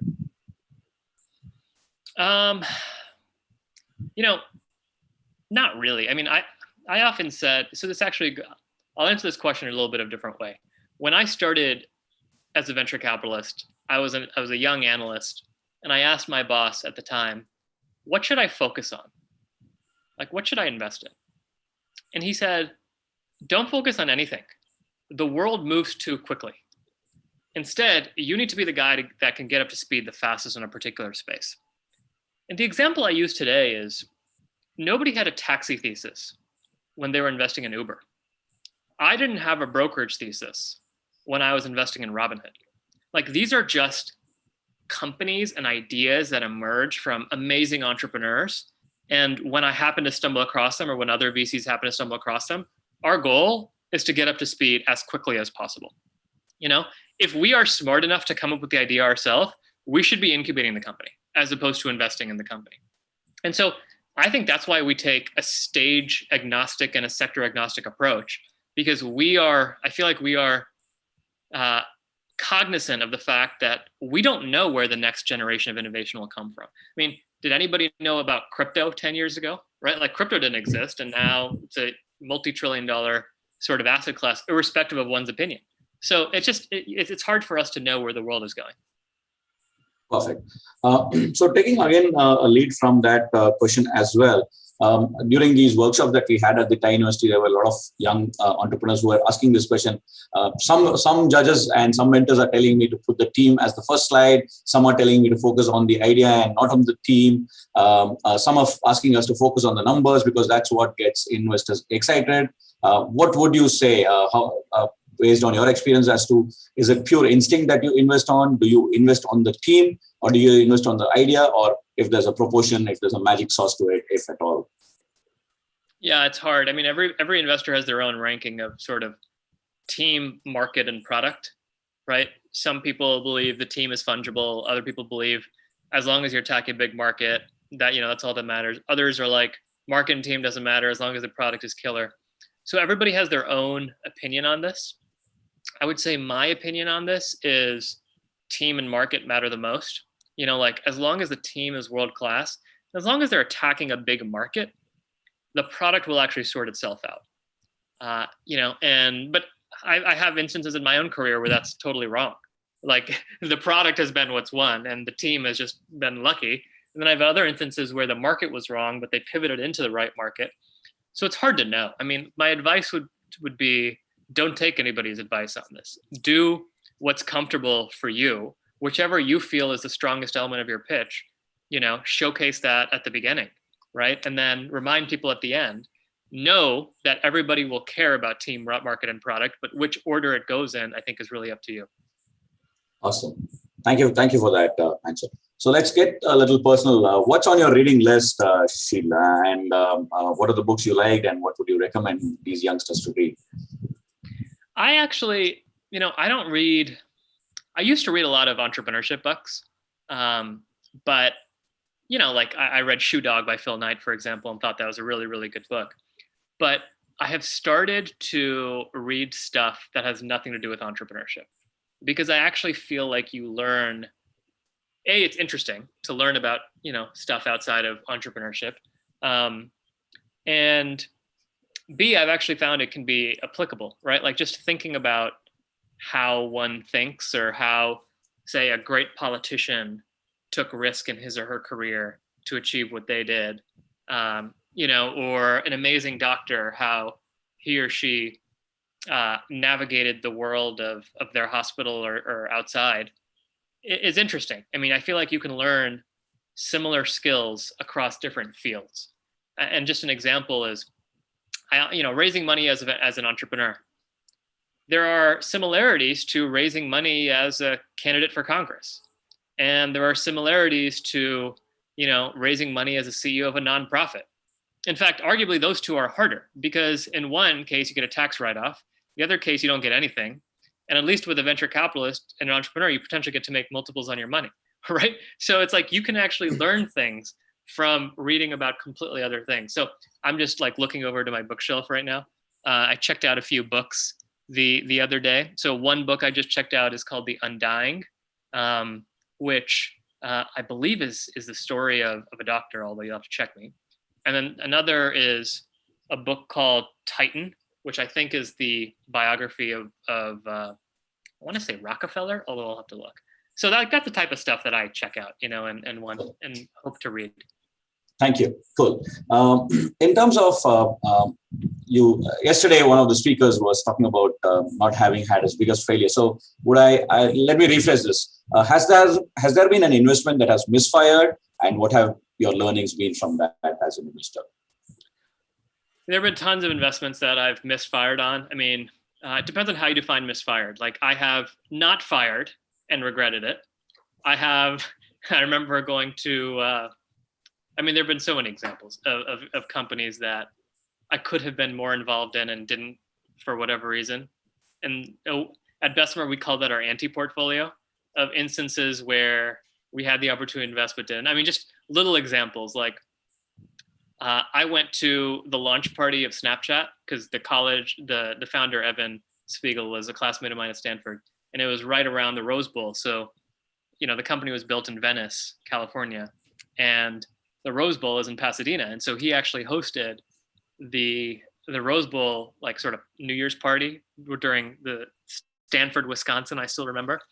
And I remember a lot of us thinking, thank God we can go to this party without having to invest in the company, right? And we were all wrong. I don't even know if we would have had a chance to invest in the company if we wanted to, but just the fact that our mindset was totally off is terrible. Another example is Ola Cabs, the Indian Uber, so to speak. I remember Bhavish, I was introduced by another entrepreneur, and when I was an associate at my last venture capital firm, and to this day, there's only one entrepreneur that has sat in my associate office, which is the size of a shoebox. And it was the CEO of Ola Cabs. And so we had an opportunity to invest in that at the earliest round and just didn't. So I have tons of examples like that of instances where I let other people make a lot of money. But no, I'm joking. But I also have had a number of instances where I have invested and the company hasn't worked out, right? And often it has to do with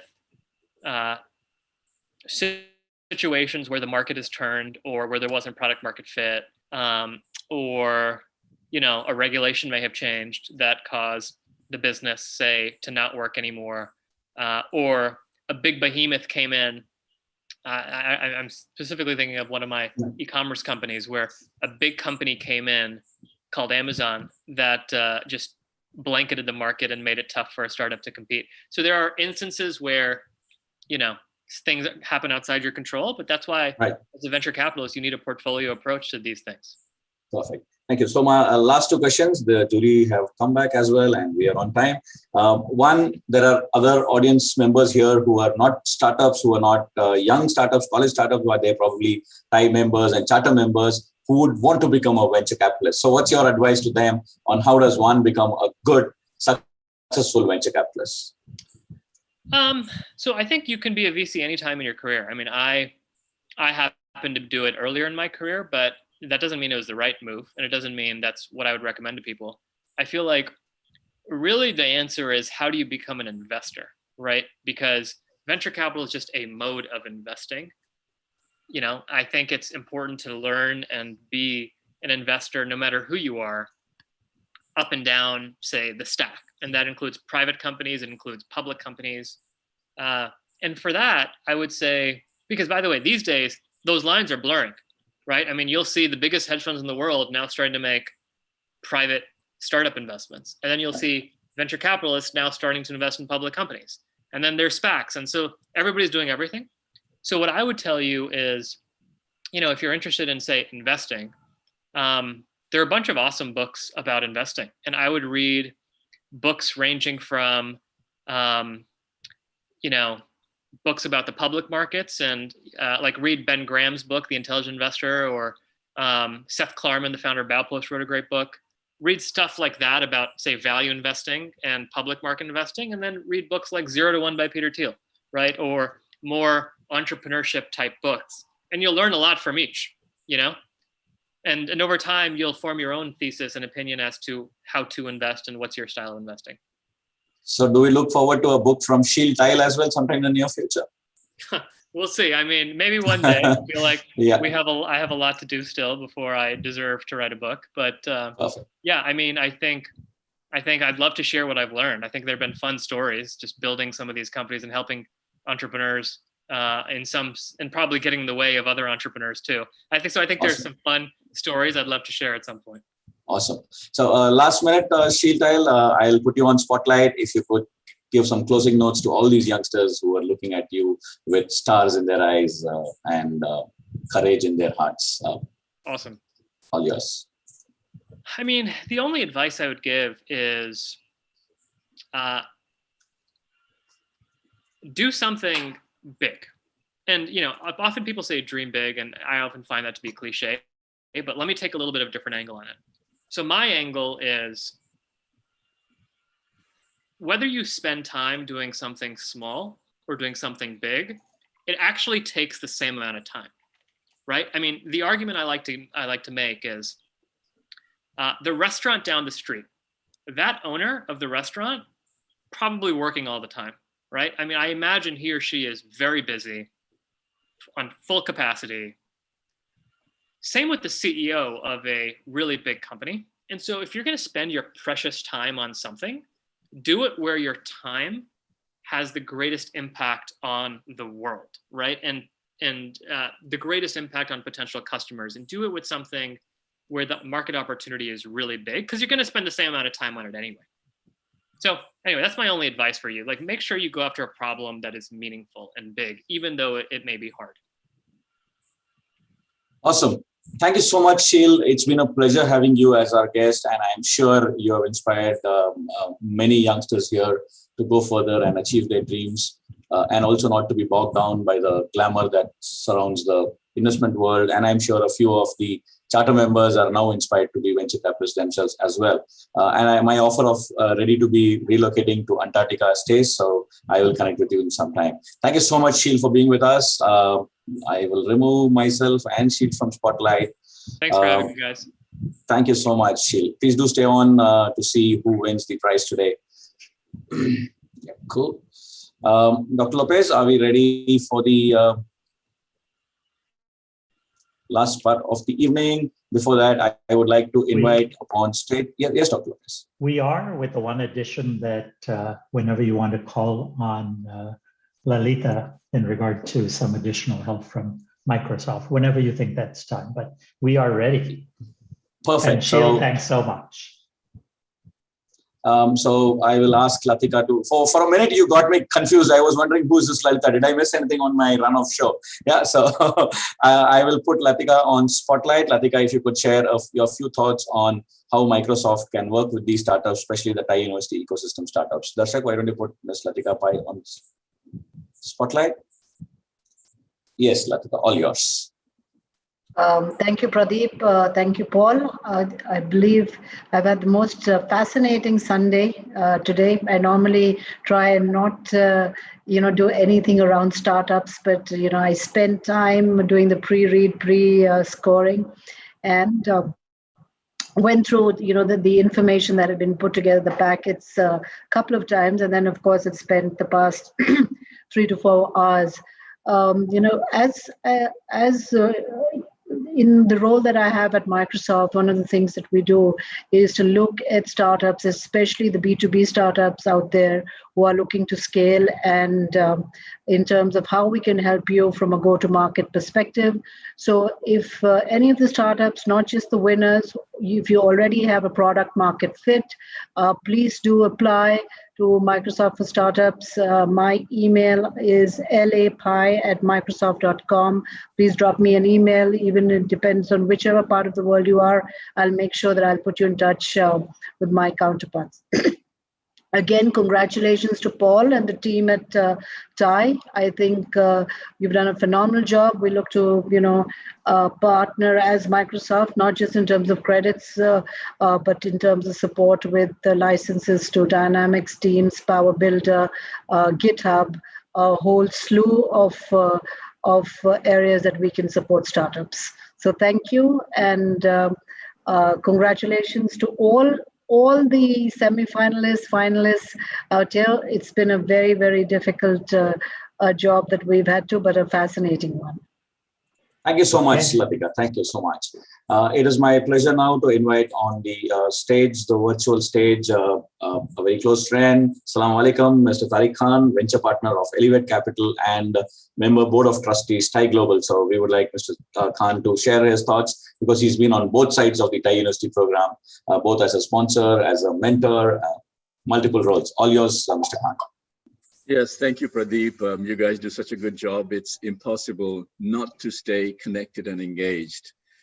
So on behalf of TiE Global Trustees, a huge well done to all the teams for making it to the finals. You have done a lot, and naturally, you know that you'll have to keep doing a lot. The duration of the entrepreneurship journey cannot be predicted.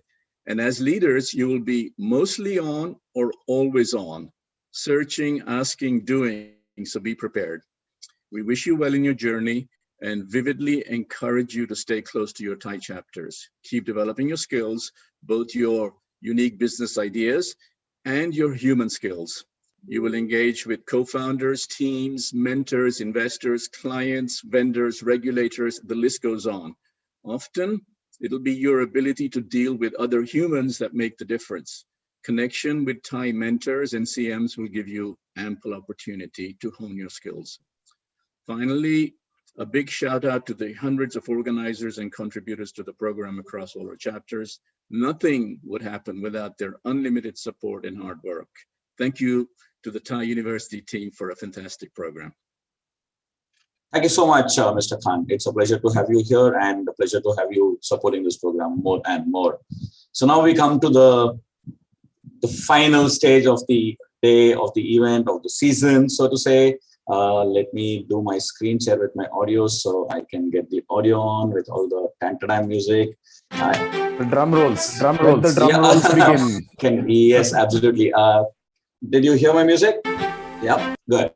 Yes. So yes, you can hear my music. Let me make VLC player a little smaller so I can also get the share. I'm trying to buy my time before I give away those dollars that I could have also won if I was 20 years younger. Cool. So the first set of prizes, so to say, where's my music? Oops, yeah.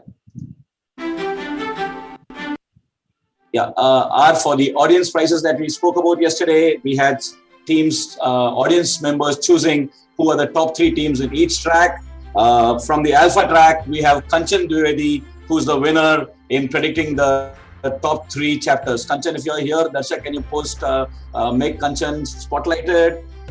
In the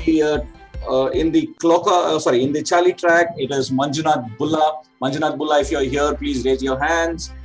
From the hotel track, it's Satya Sai, who's predicted the top 3 winners. And from the tango, it is Sahil, who has predicted that. So all of you get a small cash prize of $50 worth of Amazon gift cards. And of course, we also had a prize for the chapter that brings the most supporters onto the bandwagon. There was tough fight between some of the chapters, but I think by far TiE Mysuru and Team Sapiensri, you had like the biggest contingent of the Barmi army cheering up for you. So great, you win a small cash prize as well. It's now my pleasure to invite upon stage the Executive Director of TiE Global, Mr. Vijay Menon, to announce the prizes that will go to all the 19 non-semi-finalists, so to say. No, the non-finalists there. Non-finalists, I'm sorry. Yeah. All semi-finalists, yes. Hi, everyone. Good morning, good afternoon, good evening, wherever you are. It's been a fantastic program. We've had 526 teams from all over the world compete in this program, and we finally had to come down to the 27 finalists. And from those, 8 of them made it to the finals. The other 9 teams, we are pleased to announce a prize of $500 per team for the 19 teams that didn't make it to the finals but came to the semifinals. So congratulations to all of them. Pradeep, I think you have a slide which shows the names of those teams. Yes, I am putting that up, Ravi. Most people. Yeah. I will pull that up. Yep.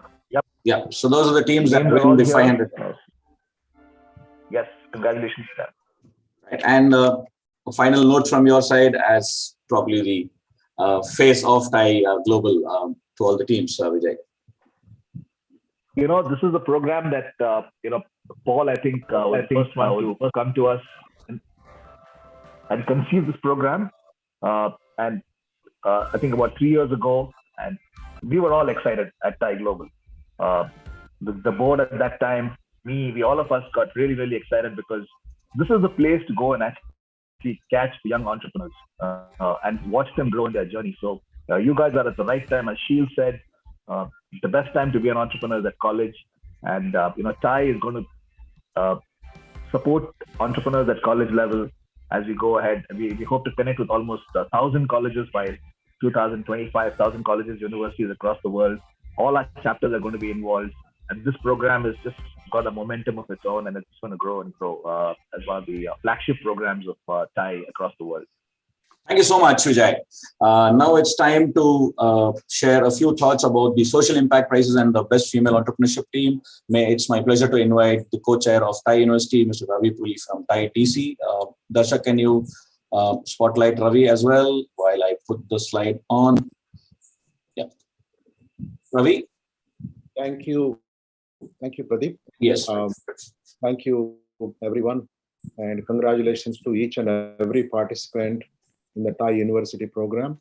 It's a great pleasure and honor. My name is Ravi Puli. I am from Washington, D.C., TiE DC chapter here. I'm also founding chair in the first year here. Our team also participated in the finals. And it's a great pleasure and honor to introduce this new awards, Social Impact Prizes, sponsored by Sheth Family Foundation, IST, and KPP Law. They're all part of TiE network. They've been strong supporters for a very, very long time. You were all with Sheth yesterday with the Ronnie Screwwala's interview. And so our idea is to encourage student teams to look at social issues and come up with the business ideas. So that is why we are launching these special prizes. There is also a special interest group in TiE, where one of our co-chairs and is also co-chair there, Vivek Verma and Vijay Menon. They will be checking out all the teams, those who have come to semi-finals yesterday and finals today, to see who will be the best teams who will take this prize away. And we have around 6 prizes that we are going to give away in the next 2 weeks. So sponsored by these 3 organizations, and we have interest in a few more. So if we get to know more, we may announce more later. And also we are very happy to announce that TiE Women has announced their partnership with us.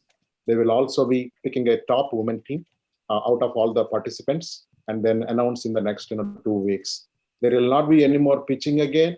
So we will just go based on all the pitches that you have already made, and the jury will again take a look and see as per the TiE Women's guidelines, and also as per the social impact, which is the brand new award that we are giving this year.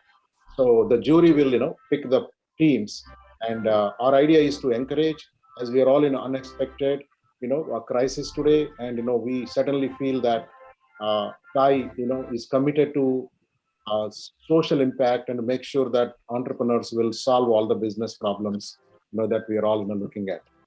And with this, I now want to invite Darthi Desai to please also announce the partnership and announce the prize money. And then over to Pradeep. Thank you. Darsha, can you put Darthi on spotlight, please? if Darthi could take a few seconds to talk about the TiE women engagement. Yes, Darthi. Yeah. More quick thing here, Pradeep. Sorry, on the social impact. So the sponsors, 3 sponsors are very particular about employment, education, and entrepreneurship. We're also going to look at other areas, but these are the 3 areas that these sponsors have showed their keen interest. So I just wanted to also tell all the teams about this, but we will be reaching out to all of you. Thank you very much, and over to Darthi. Thank you very much for thank you, Ravi. TiE University. Thank you, Ravi. Thank you so much. It's a pleasure and a privilege to be here as one of the jury members. Fantastic. All the finalists were incredible. Congratulations to all the teams. Everyone's a winner. And I love the way TiE University is structured all the prizes as well. So compliments to the entire team. On behalf of TiE Women as the co-chair, it's again a great pleasure to announce a special prize of $2,500 to a female-led company. Our committee will go to work, so you don't have to do any more work than you already have. We will make sure that we listen to the recordings of the companies that Paul and his team will isolate for us. And then within the next 2 weeks, we'll come back with the winner. We also invite all of the female-led companies or co-led companies to participate from their chapter in TiE Women. TiE Women is another TiE global program. Last year, we had 26 chapters that participated. This year, we've got close to 40. We will be having our global finals in person, fingers and toes crossed with everything that's happening, in October at GTEx, which is a very big show for tech startups in Dubai. So looking forward to seeing many of you come through your local chapters into this program. Happy to share more information on this on tiewomen.org. Once again, thank you and all the best and congratulations to everybody. Back to you. Thank you so much. Thank you so much, Darthi. And because I'm multitasking, Darshak, can you just confirm whether you have sent the list to the people who are to announce the 1, 2, 3 scores? Yeah, I'm just confirming so that we can. Now, it's my pleasure to have our official DJ of TiE University and a very close friend from Texas, from Houston, my friend Ravi B, to announce the elevator pitch prizes. Ravi B, yours, all yours. The stage is all yours. Thank you so much, Pradeep. I'm super excited for the opportunity to share. So I won't make you wait 2 weeks. Okay, I will go ahead and tell you who the winners are because these students have been going at it for now couple of months, some of them from the hackathon, some of them from the pitch semifinals and so forth. So I want to congratulate, and in no particular order. Pradeep, do you have a slide for me or should I just go for it? Because we are friends, I want to keep you spotlighted. Nice, thank you for that. But so I'll go ahead and just go for it. So the winners of the best elevator pitch competition, which is tied to, I believe, about $1,500 per team. So we've got correction, $500 per team. I'm sorry, $500. I tried. You've got a lot of good people here who may be able to pitch in a little bit more, but $500 per team. Thanks for that correction. So the best elevator pitch voted by the audience as well as the CMs and the judges. So number 1 is Survivor from TiE Dallas. Congratulations, Survivor. Your pitch came out as the best from your track. 2 is Hair Boom from Houston, Texas. Congratulations, Kanisha, friend, for winning the best elevator pitch from TiE Houston. Number 3 there is No Flood, Florida from Tampa Bay. Congratulations for winning the best elevator pitch. And then number 4, Mach 9 from TiE Pittsburgh. So to all 4 of the teams there, congratulations for winning the best elevator pitch for the TiE University semifinals program. Thank you so much, Ravi. And now I know when you're a Texan and you have the guns, then you kind of garner many of the prizes. Yeah, go ahead. So next time I'm moving to Texas. Awesome. Now we have the finalist prizes by our pilot, the gentleman, the ex-Air Force pilot, Craig from New York, who will announce the 4 teams, or rather 5 teams who win the finalist prizes. Craig, all yours. Yeah, I'm announcing one of the more difficult assignments here, announcing what I like to call the 5 finalist teams to watch. In other words, these are the 5 finalist teams that are not in the championship circle. However, they are certainly the up and coming teams, and they're teams that I'll keep an eye on. So the difficult task for me, in no particular order now, these are the 5 TiE University teams that I say to watch. In no order: early intervention systems. That was the predictive analytics for elder care and intervention. SULIS, which was the clean water through sunlight project and startup. Clocker, which organizes our lifetime data and the digital vault. Kitab, which has the searchable documents and indexing solution. And Small World, that's helping and connect high school students to the catalysts for major impact. So those are the 5 that as I said, are our university teams to watch. Thank you.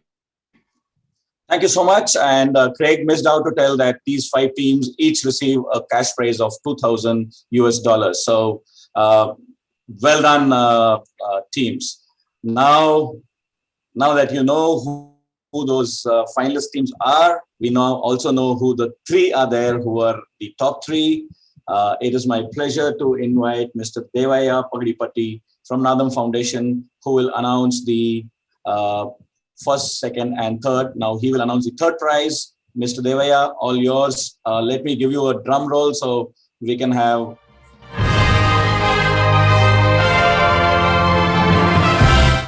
Can you announce the 3rd prize team, sir? It's my pleasure to announce the 3rd prize. The team goes to Insight Optics. Darshak, can you please put Insight Optics on spotlight?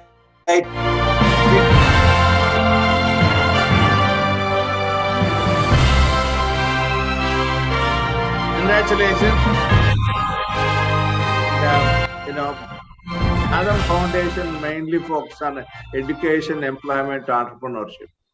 And we are really pleased to announce, and you'll be the winner of 3rd prize. And congratulations. Take a bow, Aaron and TJ. Any thoughts? It's a great honor. This has been an amazing program, and we really appreciate you guys having us here. Perfect. And we look forward to you solving a lot of blindness through the world. May you shine more light into this world. Thank you so much, Mr. Pagdipatti. Good luck. Yeah. Now we come to you might the... want to announce the amount also for the 3rd prize. Yes. Do I get my cut out of that, Aaron? If you can dictate what percentage I get, then I can announce that. Aaron? He's on mute. Hey. Yeah. So what's my share of the prize money? Then I'll announce what's the cash prize you're winning. Let's discuss that after announcing the prize. you both of you take away $5,000 from Nadam Foundation. Absolutely. Thank you so much. Sure.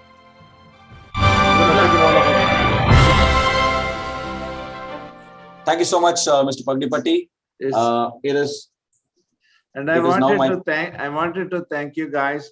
Ravi Puli invited me and to get involved in this entrepreneurship program. I'm delighted to do this. Being an entrepreneur several times, it's my pleasure to be part of the team. Thank you so much, sir. Thank you so much. Your support means a lot to all these entrepreneurs. It is now my pleasure to bring our friend from DC, Sri Vasi Reddy, another entrepreneur that has inspired these youngsters over the last few weeks, both as a speaker, as a mentor, and also as a sponsor. Sri will now announce the grant from the Reen Foundation as well as the 2nd prize. Wait, Sri, can I give you some music?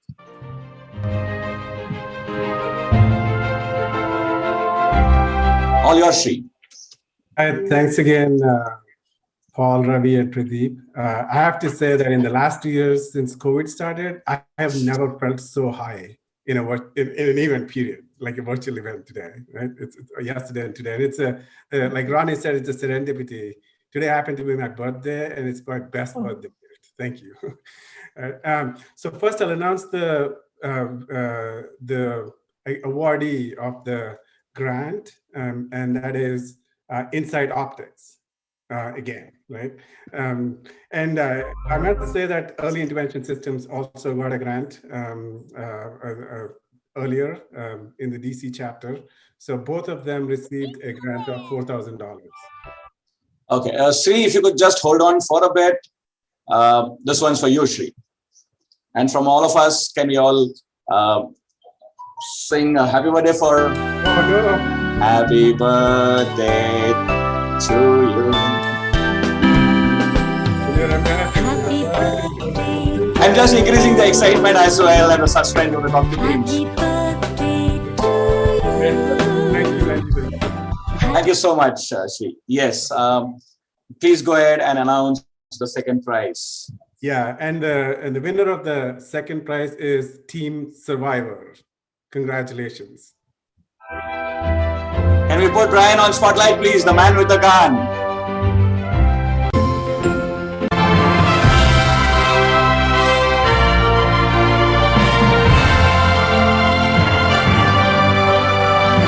Brian, any thoughts from your side?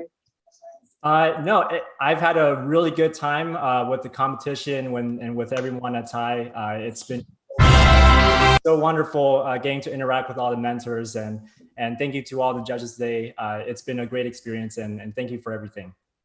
Thank you so much. It's now my pleasure to introduce... I think you need to mention the amount. I think people are forgetting the amount. I know you're trying to keep part of it. Yeah. I'm not part of it, Dr. Lopez. I'm trying to keep the entire amount, but yeah. There you go. So Brian, you win $7,500 as cash prize. And of course, add that to the other money that you're getting for the best elevator pitch as well. So go Texas. Ravi B, any song for Brian? It's now my pleasure to introduce a member from Algorand Foundation, our annual sponsor, platinum sponsor, Autumn Moss, to announce the winner of the 2021 TiE University Global Competition. Autumn, for you. Good morning. Thank you, Pradeep. Thanks for having me. Good morning to all of the TiE University Global Pitchfest participants and fellow sponsors. My name is Autumn, and I'm with the Algorand Foundation. I'll just go ahead and introduce the #1 team if everyone's ready. #1 team and the winner of the $15,000 cash prize is altex.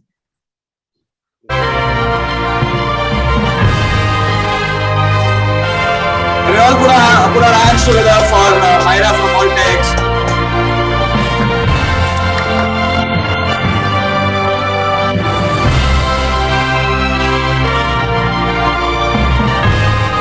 Myra, this is your minute to fame. Go take a bow for saving the world and making the world a better place. Thanks, everyone. I really appreciate it. I was waiting for the music to die down. I feel like I haven't attended a Zoom event that's this hype with all the music. It's really exciting. Really appreciate it. Like I said, these competitions are the reason we've been able to come this far as a student team. So really appreciate the support, and I'm excited for all the networks and the connections we've built through this and to build on them. Thanks, Autumn, for announcing that, and I'm really excited. Thanks so much. I don't know how much that is in Canadian dollars, but I know it's a whole lot more, Myra. So. Yeah. One perk of having a weak dollar is we get a lot more when we do US competitions. All the best for the good work. Perfect. All the best, Myra, for not only for winning, but also for being the flag bearer of saving the world from all that dump that's going into the world. Darshak, if you can put all the teams, the top 8 teams on spotlight, let's give them their minute to fame, and let's also take a good photograph of all the teams. Darshak, can you do that for me, please? As I put some music on. I need help, Chintana and Ravi B, why don't you help Darshak get the top 8 teams on stage so we can kind of give them their minute to fame. So here are those 8 entrepreneurs from 8 different cities of the world, ladies and gentlemen, the ones who will be taking the flag of entrepreneurship all across the world making sure that the world is a better place, one cloth at a time, one eye at a time, one elderly patient at a time, one NGO at a time, one glass of water at a time, ladies and gentlemen. These are those people who are going to be the future of entrepreneurship. Teams, take a bow. You guys deserve all this. One PDF at a time. I'm sorry, I forgot that. I can only see 6 teams here. Darshak, I think we've been missing one team, 1 or 2 teams. 1, 2, 3, 4, 5, 6. Yeah, I can see 6 teams. I'm missing 2 teams, Darshak. Come on, go for it, go for it. Yeah, got it, Clucker, and then I think there's one more. Sulis is missing. Can we get Sulis here? Sulis, can you raise your hand, Sulis? I think it's me that's missing. Yeah, early intervention. Oh, early intervention, is it? I can't see Sulis as well. Oh, I can see Sulis. Anurag is here. Yeah, early intervention, Darshak. Hey Pradeep, we're limited to 9 spotlights at a time. Oh, is it? Okay, so maybe one of the Chennai team's members can be removed. Yeah, maybe Akash, I'll remove you from spotlight for now. Sorry. Yeah, Darshak, add one. Yes, yeah. We've got all the 9. Is that? No, I think we still don't have the early intervention team. Not yet. Krishnan and Natalia. Yeah, so I don't know either Natalia or Krishan. So wait, I'll probably remove one from here. Yeah, go ahead, Darshak. Just put Krishan or Natalia on. Added. Perfect. So, ladies and gentlemen, please put your hands up in the air where I can see them. Not like Brian says, but where I can see them cheering for these teams. You guys take the bow. You are the ones who need to take the bow, right? Congratulations, boys and girls. You have been amazing. It's been a pleasant journey to be with all of you here. May God bless you guys, and may you all end up changing the world to be a better place. Good, Darshak. Now I can be narcissistic and ask you to make me on spotlight again. Thank you so much, guys. Cool. So there have been questions. One of my favorite poems is always this poem by John Rees, and I always take this opportunity to share it not only with winners but also losers. What John Rees says is that when I'm down and out, or when I'm overly successful, I go and look at a stone cutter hammering away at his rock. He hammers probably 100 times, yet the rock does not break. At the 101st blow, the rock breaks into 2. Deep down, I know it's not the 101st blow that did it, but all that had gone before. So go ahead, do the hard work, put in those hours, put in those 25th hours, like Dr. Lopez says, and you will all be successful, and you will all make sure that this world is a better place. On behalf of the entire TiE University team, I would like to also take this opportunity to thank our judges. Darshak, why don't you put the 4 of them on spotlight so we can all give them a loud round of applause. I'm sure we made your job difficult, but I'm also sure we made your Sunday memorable for many, many years to come. Can you put them on spotlight, please, Darshak? Yeah, I'm doing that. All the judges. Yeah, you can remove me from spotlight now. Eric is not there. I think Eric has gone to invest in one of the companies already, writing the checkout. Eric? Thank you so much, Latika. Thank you so much, Dharti. Thank you so much, Vikram. It's been a pleasure hosting you here, and thank you so much for everything. Any last 3-second thoughts from each of you? We love TiE Global, Pradeep, as you know, right? It doesn't get better than this whole virtuous cycle of giving. It's just incredible. Huge privilege to be a part of it. Thank you, everyone, for being here and for doing all the hard work that you do. It's amazing. Thank you so much. Latika, 3 seconds of closing notes from you. To all the finalists, I think you all are phenomenal. All the very best, and go out there and conquer. Thank you so much. Vikram? Well, I'll replicate of what Latika said. I think the job was very difficult. It was a tough competition. All the 8 teams did brilliantly well. And finally, someone had to win. And good luck to everyone. Thank you so much. Thank you so much. like I said, there's been this, once the journey is done and then you've reached the destination, what next, right? So what next? I have the answer for you. We are building a very strong ecosystem. Till now, it has been a tactical intervention. Now it's a strategical intervention. We're building a strong alumni network. And I would like to share a video from our partner, Startup Tribes. So all of you are now going to be part of this tribe, thanks to TiE University. And here we go.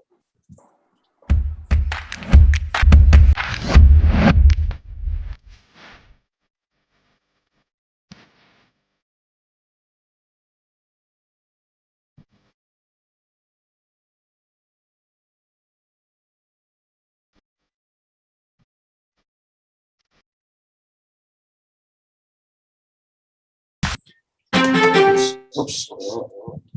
So come join the tribe, be part of the tribe, be part of this ecosystem, and we are sure all of us can grow together.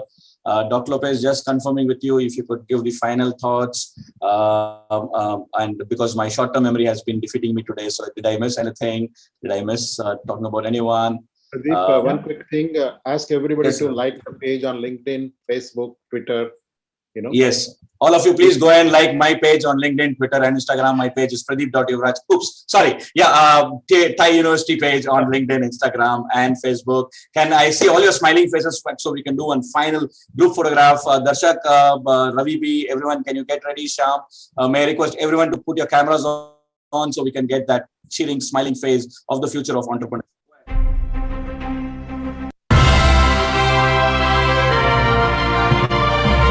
That's not the music I want. I think the music I want is this. Yep.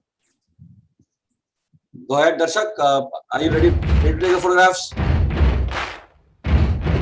Please put your cameras on. Let's all smile. Say Italy, as I say in Tamil Nadu. We are from the city that gives Italy to the world.